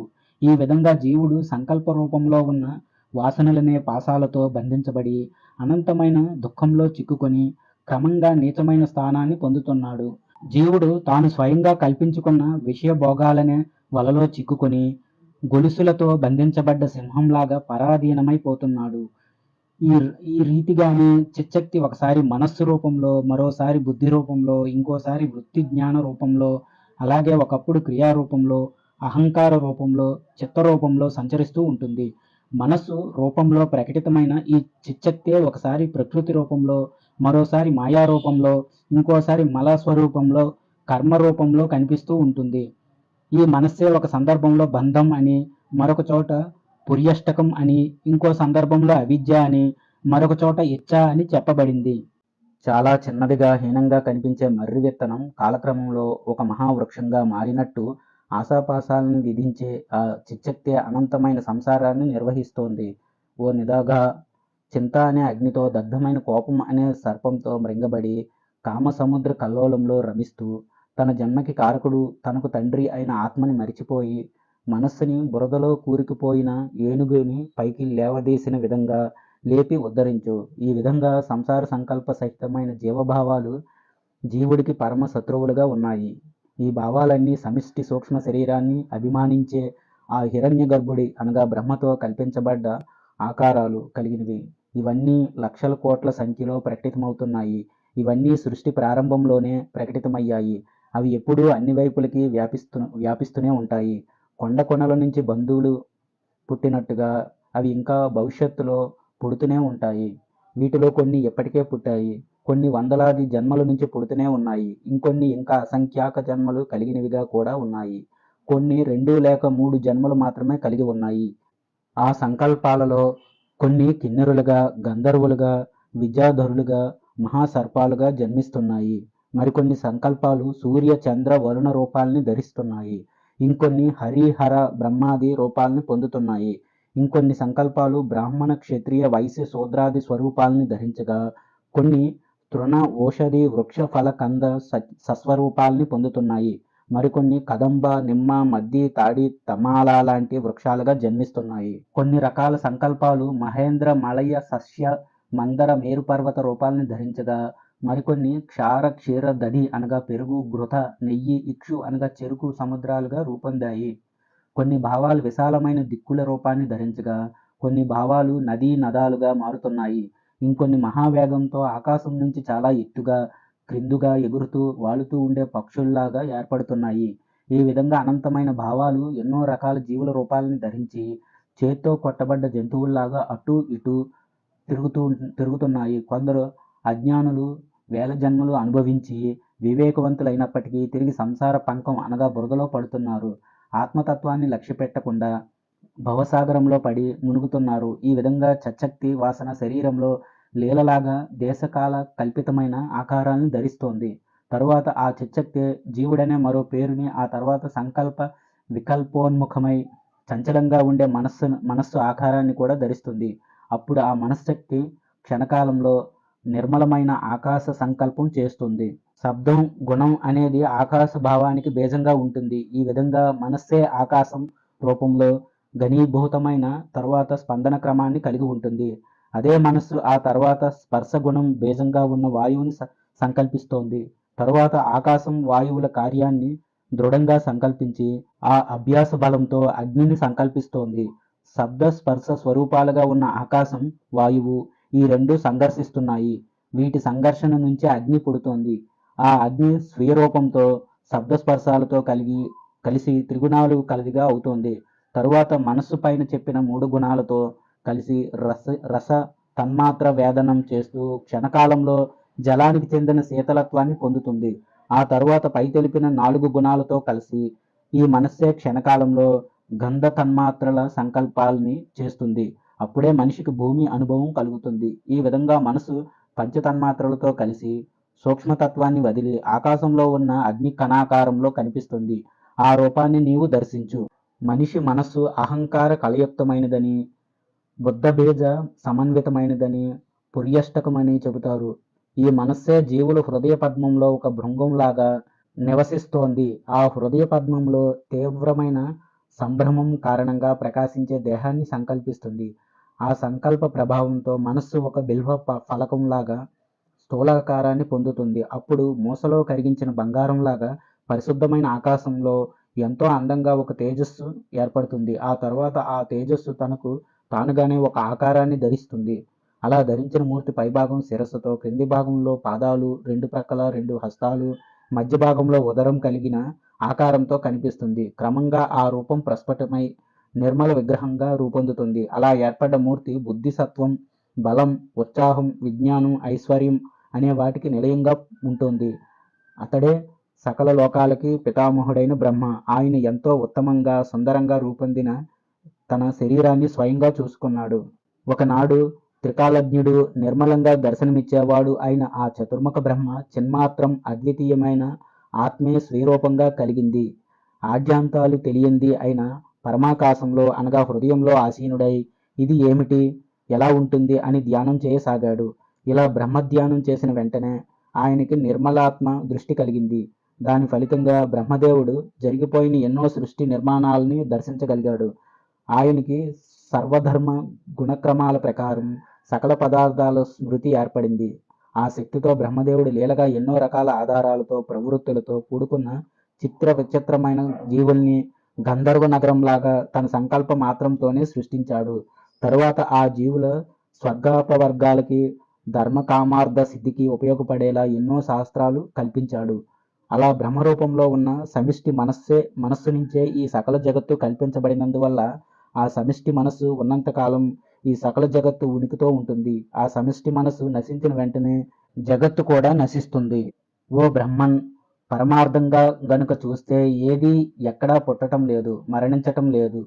ఈ సమస్తం మిథ్యలాగానే కనిపిస్తోంది. ఆశలు అనే సర్పాలకు నిలయమైన ఈ సంసార ఆడంబరాన్ని వదిలిపెట్టు. ఇదంతా కేవలం మిథ్య అని తెలుసుకుని మాతృభావాన్ని పొందు. గంధర్వ నగరంలో అనగా ఆశలు కనిపించని పదార్థాలు భూషితమైనా కాకున్నా ఏం ప్రయోజనం? అవన్నీ కల్పితాలే. అదేవిధంగా అవిద్యాంశాలైన భార్యాపుత్రుల విషయాలు కూడా అంతే. ఇక సుఖదుఖాల క్రమం ఎక్కడుంటుంది? మనిషికి ధన సంపదలు భార్యాపుత్రులు వృద్ధి చెందినప్పుడు బాధపడాలి కానీ సంతోషపడకూడదు. మోహం అనే మాయ వృద్ధి చెందితే ఈ లోకంలో ఎవరికీ శాంతి ఉండదు. భోగాలు అధికంగా పెరిగినప్పుడు ఏ మూర్ఖుడికి అనురాగం కలుగుతుందో అవే భోగ సంపదలు వృద్ధి చెందటంతో ప్రాజ్ఞుడికి వైరాగ్యం ఏర్పడుతుంది. కనుక తత్వజ్ఞానుడివైన ఓ నిదాగ ముని, సంసార విషయంలో ఎలాంటి కష్ట నష్టాలు సంభవించినా వాటిని ఉపేక్ష చెయ్యి, అనగా పట్టించుకోకు. నీకు ప్రాప్తించిన సుఖలాభాల్ని మాత్రమే స్వీకరించు. కృత్రిమ బుద్ధి లేకుండా లభించని భోగాల్ని కోరుకోకపోవటం, తనకు ప్రాప్తించిన భోగాల్ని కూడా నిర్లిప్తంగా అనుభవించటం అనేవి పండితుడి లక్షణాలు. సత్కి అసత్కి మధ్యలో ఉండే పరిశుద్ధ పదాన్ని తెలుసుకొని ఆ పదాన్నే అనుసరించి బాహ్య దృశ్యాలను స్వీకరించాలి కానీ వాటిని వదిలేయకూడదు. మిథ్యా ప్రపంచంలో రాగద్వేషాలను కలిగి ఉండకూడదు. అసలు కర్మలు చేస్తుండే జ్ఞానికి ఉన్న కోరికే అనిపించుకోదు. ఎందుకంటే జ్ఞాని అయిన వాడి బుద్ధి తామరాకు మీద నీటి బిందువులాగా కర్మకి అంటుకోకుండా ఉంటుంది.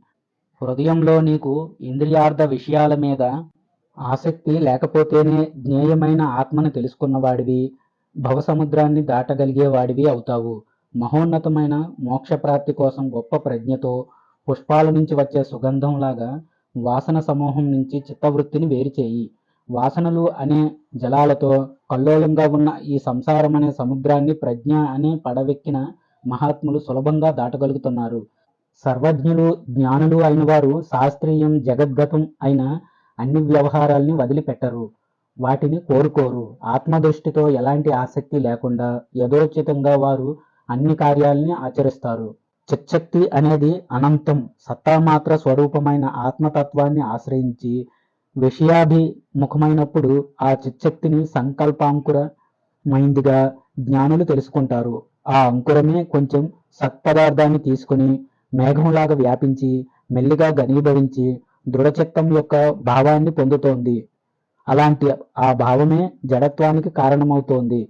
తరువాత విత్తనం మొలకగా మారినట్టు చిత్తం సంకల్పాలు చేసేదిగా మారుతోంది. అప్పుడు చైతన్యవంతమైన ఆత్మ కన్నా శబ్దాది విషయాలను వ్యతిరేకంగా భావించటం జరుగుతుంది. సంకల్పం అంటే బాగా కల్పన చేయటమే. అలాంటి కల్పన స్వయంగా తానంతట తానే మనస్సు చేస్తుంది. ఈ కల్పన ఎంతో వేగంగా అభివృద్ధి చెందుతుంది. అదే కల్పన దుఃఖానికి కారణమవుతుంది, ఎలాంటి సుఖాన్ని ఇవ్వదు. కనుక నీవు సంకల్పాలను సంకల్పించకు, భావనని భావించకు. ఈ సంకల్పాలు భావనల స్వస్వరూపంలో నీ ఉండి సంకల్పనాశనం కోసం ప్రయత్నం చేయి. అలా చేస్తే గాని సంకల్పాలు నిన్ను అనుసరించవు. ఓ మునీంద్ర, ఒక భావన అనేదాన్ని భావించకుండా ఉంటే ఆ సంకల్పాలు స్వయంగానే క్షీణించిపోతాయి. నీవు సంకల్పాల్ని సంకల్పంతో, మనస్సుని ఆ మనస్సుతోనే భేదించు. ఓ నిదాగముని, నీవెప్పుడు ఆత్మస్థితిలోనే ఉండు. అలా ఉండటంలో ఎలాంటి కష్టం లేదు. ఈ ఆకాశం ఏమీ లేనిదిగా ఎలా ఉందో అలాగే ఈ జగత్తు కూడా లేనే లేదు. అది వట్టి మిథ్య అని తెలుసుకో. బాగా దంచటం వల్ల ధాన్యం పొట్టు, బాగా తోమటం వల్ల రాగికున్న చిలుము ఏ విధంగా పోతుందో అదే విధంగా మంచి పనుల వల్ల జీవుడికున్న మలం కూడా తొలగిపోతుంది. ధాన్యానికి పొట్టున్నట్టుగానే జీవుడికి కూడా మలం అనగా అవిద్య అనేది అనాదిగా ఉంది. అయినప్పటికీ మంచి ప్రయత్నంతో ఆ మలం పూర్తిగా తొలగిపోతుంది. ఇందుకు సందేహమే లేదు. కనుక నీవు కూడా అవిద్య అనే మలాన్ని పోగొట్టుకునే ప్రయత్నం చేయి. షష్ఠోధ్యాయ. ఓ పాపరహితుడా, నీలో ఉన్న ఆ శక్తిని, భావనామయమైన భావ సంపదల్ని వదిలిపెట్టి ఏది శేషంగా మిగులుతుందో ఆ ఆత్మవే నీవై ఈ ప్రపంచంలో లీలగా విహరించు. నేను అన్ని చోట్ల ఎలాంటి కర్తృత్వం లేకుండా ఉన్నాను అనే దృఢమైన భావనతోనే విహరించు. అప్పుడు నీకు పరమామృతం అనే పేరుగల మోక్షమనే సమాన అవస్థ మాత్రమే మిగులుతుంది. లోకంలో దుఃఖాలు సుఖాలు అనేవి కేవలం మనస్సుతోనే కల్పించబడ్డాయి. మనిషికి తనలోని సంకల్పాలన్నీ క్షీణించిపోయినప్పుడు అతడిలో సమత్వరూప ఆత్మస్థితి మాత్రమే మిగిలి ఉంటుంది. జీవుడికి అన్ని రకాల భావాలలో సమానంగా ఉండే సత్యస్థితిలో అతడి చిత్తం స్థిరంగా చలించకుండా ఉంటే అతడికి జన్మ ఉండదు. ఓ మహర్షి, నేను సర్వానికి కర్తని, నేను అకర్తని అనే అన్ని రకాల భావనల్ని నీవు వదిలిపెట్టి నీ మనస్సుని మృంగేయి. అప్పుడు ఏ స్థితి నీలో మిగిలి ఉంటుందో దానిలోనే నీవు స్థిరంగా ఉండు. ఈ సర్వాన్ని సమూలంగా త్వజించి ఎలాంటి బాధలు లేకుండా ఎవడుంటాడో అతడే ముక్తుడు, అతడే పరమేశ్వరుడు. చూడాల్సిందంతా చూశాను, భ్రాంతితో 10 దిక్కుల్లో సంచరించాను. చివరికి నేను అర్థం చేసుకున్నదేమిటంటే, యుక్తితో సంచరించే బ్రహ్మజ్ఞానికి ఈ సంసారం అనేది గోష్పదాకృతిగా చాలా సులభంగా ఉంది అని. ఓ ముని, ఈ శరీరానికి లోపల బయట క్రింద పైన అన్ని దిక్కుల్లో కేవలం ఆత్మ మాత్రమే ఉంది. ఆత్మ కాని ప్రపంచం అనేదే లేదు. నేను లేని ప్రదేశమే లేదు. నా స్వరూపం కానిదేదీ లేదు. ఇలాంటప్పుడు నేను మరో పదార్థాన్ని కావాలని ఎలా కోరుకుంటాను? ఈ సర్వం వ్యాపకంగా ఉన్న సచ్చిదానందమయం, ఇదంతా వ్యాపకంగా ఉన్న బ్రహ్మమే. నేను ఇది అనే భ్రాంతి భావాల్ని నీవు వదిలిపెట్టు. నిరవకాశమై నిత్యంగా సత్యంగా ఉన్న పరబ్రహ్మం సర్వత్రా వ్యాపించి ఉంది. అలాంటి దానిలో కల్పిత పదార్థాలు ఉండవు. కనుక శోకం, మోహం, వార్ధక్యం, జన్మం అనేవేవీ లేవు. ఇక్కడ ఏది ఉందో అదే అంతటా ఉంది. ఈ విధమైన దృష్టితో సర్వత్రా ఏ వస్తువుల్ని కోరకుండా నీకు ప్రాప్తమైన దాన్నే అనుభవించు. ఎప్పుడూ సంతాపరహితుడిగానే ఉండు. దేన్ని స్వీకరించటం విడిచిపెట్టడం లాంటివి లేకుండా ఎప్పుడూ విగతజ్వరుడిగానే ఉండు. ఈ జన్మే నీకు చివరి జన్మగా చేసుకొని ఆ ఆత్మే నీవు ఉండు. మంచి వెదురు కర్రలో ముత్యాలు చేరినట్టుగా ఆత్మ విద్యతో పవిత్రమైన వారు ఉత్తమ స్థానాల్ని చేరుకుంటారు. ఆత్మ అనే ప్రసంగ బలంతో విరక్తి చెందిన మనసు గల వారికి సంబంధించిన ఈ విషయం గట్టిగా ప్రకటించబడింది. ద్రష్టగా ఉండేవాడికి తనకు ప్రియమైన దృశ్య వస్తువుల సంబంధంతో అతడి బుద్ధిలో స్ఫురించే ఆనంద స్వరూపంగా ఉన్న అతడి ఆత్మ నుంచే జన్మిస్తుంది. నిశ్చలమైన ఆ ఆత్మానందాన్నే మేము నిత్యం ఉపాసిస్తున్నాం. ద్రష్ట, దర్శనం, దృశ్యం అనే ఈ మూడిటిని వాసనలతో సహా త్వజించి వీటికి పరంగా స్వయం ప్రకాశంతో వెలుగొందేది, బుద్ధిని వృత్తి జ్ఞానాన్ని ప్రకాశింపజేసేది అయిన ఆ పరమాత్మనే మేము ఉపాసిస్తున్నాం. ఉన్నది లేదు అనే ఈ రెండు తత్వాలకి మధ్యలో ఉన్నది, ప్రకాశాలని కూడా ప్రకాశింపజేసేది, శాశ్వతమైనది అయిన ఆత్మను మేము ఉపాసిస్తున్నాం. ఎవరు తమ హృదయం అనే గుహలో ఉన్న పరమేశ్వరుని వదిలిపెట్టి ఇతర దేవతల్ని ఆరాధిస్తారో అలాంటి వారు చేతిలో ఉన్న కౌస్తుభ మణిని వదిలిపెట్టి సాధారణ రత్నం కోసం వెంపర్లాడేవారు అవుతారు. ఇంద్రుడు తన వజ్రాయుధంతో పర్వతాల రెక్కల్ని నరికినట్టుగా పైపైకి లేస్తున్న ఇంద్రియాలనే శత్రువుల్ని వివేకం అనే దండంతో మాటిమాటికి దండించాలి. శూన్యమైన సంసారం రాత్రి సమయంలో శరీరం లాంటి భ్రమ దుస్వప్నంలాగా ప్రకటితమవుతోంది. అందువల్ల జనన మరణాది సంసార భ్రాంతి అనేది అపవిత్రమైనదిగా, మిథ్యామాత్రమైనదిగా తత్వవేత్తలు నిశ్చయించారు. మనిషి జీవితంలో బాల్యదశ మొత్తం అజ్ఞానంతో, యవ్వన దశ మొత్తం స్త్రీల చింతనతో హరించుకుపోతుంది. ఇక మిగిలిన వార్ధక్య దశలో భార్యాపుత్రుల గురించి చింతనలో మనిషి దుఃఖిస్తుంటాడు. అజ్ఞాని అయిన నరుడు ఇంతకన్నా ఏం చేయగలడు? కనిపించే ఈ వస్తువుల నెత్తి మీద అసత్ అనగా నాశనం అనేది కూర్చుంది. అలాగే రమ్యమైన పదార్థాల మీద అమరత్వం కూర్చుంది. సుఖాల నెత్తి మీద దుఃఖాలు కూర్చున్నాయి. ఇక నేను దేన్ని ఆశ్రయించాలి? ఏ బ్రహ్మదేవుడు కళ్ళు మూసి తెరిచేంతలో ఈ ప్రపంచానికి ఉత్పత్తి ప్రళయాలు సంభవిస్తున్నాయో అలాంటి బ్రహ్మాది దేవతలు కూడా శరీరం వదిలి వెళుతున్నారు. ఇక మాలాంటి అల్పుల గురించి చెప్పేదేముంది? ఈ సంసారమే అన్ని దుఃఖాలకి కారణం. అలాంటి సంసారం మధ్యలో పడ్డ శరీరంతో సుఖాన్ని ఎలా పొందగలం? నేనిప్పుడు ప్రబుద్ధుడినయ్యాను. నా స్వరూపమైన ఆత్మని అపహరించిన దుష్టచోరుడు ఈ మనస్సు. ఇది చాలా కాలం నుంచి నన్ను వేధిస్తోంది. ఇప్పుడు దీన్ని నేను నాశనం చేస్తాను. హేయమైన వస్తువుల గురించి చింతించకు. గ్రహించదగిన వస్తువుల మీద ఆసక్తిని పెంచుకోకు. స్వీకరించటం, వదిలేయటం లాంటి భావాల్ని వదిలి మిగిలిన స్వస్వరూపం మీద స్థిర మనస్కుడివై ఉండు. ఆకలి, భయం లేకపోవటం, నిత్యత్వం, సమత్వం, జ్ఞానం, నిష్కామత్వం, నైష్కర్మ్యం, సౌమ్యత్వం, నిర్వికల్పత్వం, ధైర్యం, మైత్రి, సంతోషం, మృదుత్వం, మృదుభాషణం అనేవి ఉత్తమ గుణాలు. వాసనారహితులు, త్యాజ్య గ్రాహ్య రహితులు అయిన పరమాత్మలలోనే ఈ గుణాలుంటాయి. తృష్ణ అనే శబరి స్త్రీ చింతలు అనే దారాలతో అల్లిన వాసన అనే వలను తీసుకొని సంవరం అనే చెరువులో వేసి జీవులు అనే చేపల్ని పడుతోంది. నాయన, వాయువేగం వల్ల మేఘాలు సమూహం ఎలాగైతే చిన్నాభిన్నమవుతుందో అదేవిధంగా జ్ఞానం అనే పదునైన కత్తితో వాసనా సమూహాల్ని ఖండించాలి. అలా చేసి నీవు వ్యాపక బ్రహ్మ పదంలో స్థిరంగా ఉండాలి. గొడ్డలతో చెట్టును నరికినట్టుగా పరిశుద్ధమైన మనసుతో అపరిశుద్ధమైన మనసుని భేదించి పవిత్రమైన ఆ పరమాత్మ పదాన్ని ఇప్పుడే పొంది అక్కడే స్థిరంగా ఉండు. నీవు కూర్చున్నప్పుడు, నడుస్తున్నప్పుడు, నిద్రపోతున్నప్పుడు, మేల్కొన్నప్పుడు, ఉన్నప్పుడు, లేనప్పుడు ఇలా అన్ని కాలాలలో ఈ జగత్తు అసత్యమని నీ అంతరంగంలో నిశ్చయించుకుని దాని మీదున్న ఆశను త్యజించు. ఈ దృశ్య జగత్తు సత్యమని విశ్వసించి దాన్ని ఆశ్రయిస్తే నీవు మనస్సు కలిగిన వాడివై బంధంలో పడిపోతావు.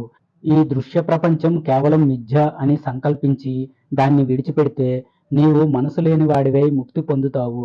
అసలు నేను లేను, ఈ ప్రపంచమే లేదు అన్న స్థిర నిర్ణయాన్ని కలిగి నీకు ఈ జగత్తుకు మధ్యలో అలాగే ద్రష్టకు దృశ్యానికి మధ్యలో ఉన్న కేవల తత్వాన్నే అనుభవిస్తూ ఒక పర్వతంలాగా నిశ్చలంగా ఉండు. ఆస్వాద్యం, ఆస్వాదకం లాంటి సంకల్పాలని వదిలిపెట్టి వీటి మధ్యలో ఉండే స్వస్వరూపాన్ని మాత్రమే అనుభవిస్తూ ఆనందించు. ఆస్వాద్య ఆస్వాదిక సంకల్ప శూన్యాన్ని కేవలాస్వాద మాత్రమైన తత్వాన్ని అనుసంధించే ఆ పరమాత్మ స్వరూపుడివి కా. దృశ్యాల మధ్యలో ఉన్న నిరాళంబ తత్వాన్ని అనుభవించి అదే తత్వంలో నీవు స్థిరంగా ఉండు. లోకంలో త్రాడుతో గట్టిగా బంధించబడ్డవాడిని విడిపించవచ్చు గాని ఆశ అనే తాడుతో కట్టబడ్డవాడిని ఎవరూ విడిపించలేరు. కనుక ఓ నిదాగ ముని, నీవు సంకల్పాలని వదిలిపెట్టడం ద్వారా తృష్ణ అనగా ఆశని జయించి స్వాభావికం అహం భావనామయం అయిన ఆశ అనే పాపబంధాన్ని అనహంకారం అనగా అహంకారం లేకపోవటం అనే శాస్త్రంతో ఖండించి మంగళప్రదమైన ప్రపంచరహితమైన భూమికిని అధిష్ఠించి ఏ జీవికి భయపడని వాడిగా ఉండు. నేను ఈ పదార్థాలకు సంబంధించిన వాడిని. ఈ పదార్థాలు నాకు ప్రాణప్రదంగా ఉన్నాయి. ఇవి ఏ కొంచెం లేకపోయినా నేను జీవించలేను. అలాగే ఆ పదార్థాలు కూడా నన్ను వదిలిపెట్టి ఉండలేవు. ఇలాంటి నిశ్చయ సంకల్పాలు నీ లోపల ఉంటాయి. బాగా విచారణ చేసి ఆ సంకల్పాలని దానితో పాటు మనస్సును కూడా విడిచిపెట్టు. నేను ఈ విషయాలకు సంబంధించిన వాడిని కాను, ఆ విషయాలేవి నాకు సంబంధించినవి కావు అని భావించి ప్రశాంతమైన బుద్ధితో అన్ని పనులను నిర్లిప్తంగా చేస్తుంటే నిజంగా నీకు వాసన త్యాగం అనేది సిద్ధిస్తుంది. కనుక దాన్నే లక్ష్యంగా పెట్టుకోవాలని మహాత్ములు చెప్పారు. సమత్వ బుద్ధితో అన్ని రకాల వాసనల్ని క్షయం చేస్తేనే మనిషి మమకారం లేనివాడవుతున్నాడు. మనిషి ఆ స్థితి నుంచే అతడు విదేహుడవుతున్నాడు. కనుక ఈ విధంగా వాసనల్ని క్షయం చేసుకోవటం మనిషికి అవశ్య కర్తవ్యం. ఓ నిదగా, అహంకారమయమైన వాసనల్ని అవలీలగా విడిచిపెట్టి ధ్యేయంగా ఉన్న దృశ్యాన్నంతా త్యాగం చేసి కేవలం స్వస్వరూపంలో ఉండేవాడే జీవన్ముక్తుడని చెప్పబడతాడు. సంకల్పాల రూపంలో ఉన్న అన్ని వాసనల్ని సమూలంగా విడిచిపెట్టి ఎవడైతే శాంతిని పొందుతున్నాడో ఆ వ్యక్తి చేసిన వాసనా త్యాగమే నిజమైన త్యాగమని తెలుసుకో. అలాంటి త్యాగమూర్తే జీవన్ముక్తుడని బ్రాహ్మణోత్తముడని తెలుసుకో. కాలానుగుణంగా ప్రాప్తించే సుఖదుఖాలతో సంబంధం లేనివాడు సమాధమ సహితుడు అయిన సన్యాసి, యోగి అనే ఈ ఇద్దరే ఆత్మస్థితిని పొందినవారు. శాంతులు దాంతులు అని తెలుసుకో. ఈ విధంగా అంతర్ముఖ దృష్టి కలిగిన వాళ్ళలో ఎవరు ఇష్టాయిష్టులు లేనివారో, సుషుప్తిలో ఉన్నవాడిలా ఎవరు ప్రవర్తిస్తారో అలాంటి వారే జీవన్ముక్తులు. ఎవడు బాహ్య విషయాల మీద ఆసక్తి లేకుండా ఉండటం వల్ల సుఖం, దుఃఖం, భయం, క్రోధం, కామం, లోభం లాంటి మనోవృత్తులకు లోబడక భేదానికి, మోదానికి అతీతుడై ఉంటాడో అతడే జీవన్ముక్తుడని చెప్పబడతాడు. నిదాగముని, లోకంలో బాహ్యమైన విషయ వాసనలతో నిండిన తృష్ణ అనగా ఆశ, కోరికే బంధానికి కారణమవుతుంది. అన్ని రకాల విషయాల నుంచి విడవబడ్డ తృష్ణ ముక్తికి హేతు అవుతోంది. ఇది నాకు కావాలి అని ఇతరులను యాచించటం అనే కోరికే దుఃఖభూయిష్టమైనది, భయప్రదమైనది. ఆ కోరికే భేదించలేని గొప్ప సంఖ్యల అని తెలుసుకో. సత్ అసత్ రూపంగా ఉన్న పదార్థాల మీద ఉన్న వాంఛను పూర్తిగా వదిలిపెట్టి మహాత్ముడు సర్వదా పరమపదాన్ని పొందుతాడు. కనుక నీవు బంధం, మోక్షం, సుఖం, దుఃఖం, సత్ అసత్ అనే వాటి ఆధారాన్ని విడిచిపెట్టి అలలు లేని సముద్రంలాగా స్థిరంగా ఉండు. ఓ సత్పురుషుడా, మానవుడికి 4 రకాలైన నిశ్చయాలున్నాయి. 1. తన తల్లిదండ్రుల ద్వారా ఏర్పడింది, పాదాల నుంచి శిరస్సు వరకు ఉన్నది అయిన ఈ శరీరమే నేను అనే నిశ్చయ జ్ఞానం. ఇది అతడికి బంధాన్ని, శ్రమని కలిగిస్తుంది. 2. నేను ఈ సమస్త దృశ్యాల కన్నా అతీతుణ్ణి, నేను వెంట్రుక చివరి భాగం కన్నా సూక్ష్మమైన వాడిని అనేది 2వ నిశ్చయం. ఇది అతడికి మోక్షాన్ని కలిగిస్తుంది. ఇలాంటి నిశ్చయం సజ్జనులైన వారికే కలుగుతుంది. 3. ఈ సకల జగత్ పదార్థాలు నేనే, నేను నాశనం లేనివాడిని అనేది 3వ నిశ్చయం. ఇది కూడా మోక్షాన్ని కలిగించేదే. 4. నా శరీరం ఈ సమస్త జగత్తు ఆకాశంలాగా ఎప్పుడూ శూన్యంగానే ఉంది. ఇది 4వ నిశ్చయం. ఇది కూడా మానవుడి మోక్షానికి కారణమవుతోంది. ఈ 4 రకాల నిశ్చయాలు కలిగిన వారిలో మొదటివాడు బంధానికి కారణమైన ఆశతో ఉన్నవాడు కాగా, మిగిలిన 3 స్వచ్ఛమైన మనసు కలిగిన వారు, పరిశుద్ధులు, జ్ఞాన ప్రకాశం కలిగిన వారు, జీవన్ముక్తులు. ఓ నిదాగముని, ఈ సర్వం నేనే అనే నిశ్చయ జ్ఞానం ఏదైతే ఉందో అలాంటి దాన్ని పొందినప్పుడు ఆ మానవుడి బుద్ధి దుఃఖాన్ని ఎప్పటికీ అనుభవించదు. పరబ్రహ్మాన్ని కొందరు శూన్యమని, మరికొందరు ప్రకృతి అని అంటారు. అలాగే ఇంకొందరు మాయ అని, జ్ఞానమని, శివుడని, ఈశానుడని, పురుషుడని, కొందరు నిశ్చయమైన ఆత్మ అని చెబుతారు. ఆ చిచ్చక్తి అద్వితీయమైన పరమాత్మ రూపిణిగా ప్రకాశిస్తోంది. ఇది ద్వైతాద్వైత సంకల్పాలతో, జగన్ నిర్మాణ లీలలతో విజృంభిస్తుంది. ఎక్కడైతే సకల ప్రపంచానికి అతీతమైన బ్రహ్మపదాన్ని ఆలంబనగా చేసుకుని పరిపూర్ణైక చిన్మయంగా ఉండి ఎలాంటి ఉద్వేగం, అనురాగం లేకుండా ఉంటాడో అలాంటి బ్రహ్మజ్ఞాని సంసార దుఃఖాన్ని పొందడు. తనకి ప్రాప్తించిన కర్మలను చేస్తూ అన్ని సమయాల్లో శత్రుమిత్రుల మీద సమాన దృష్టి కలిగి ఇష్టాయిష్టాలని వదిలిపెట్టి దేని గురించి వాంఛించకుండా, దుఃఖించకుండా ఉండేవాడే బ్రహ్మజ్ఞాని. అతడు తనకి ప్రేరణ కలిగితే అందరికీ హితాన్ని బోధిస్తాడు, మాట్లాడితే మృదువుగా సంభాషిస్తాడు, అందరి అభిప్రాయాల్ని అనుసరించి ప్రవర్తిస్తాడు. ఈ విధంగా చేసే బ్రహ్మజ్ఞాని సంసార దుఃఖాన్ని పొందడు.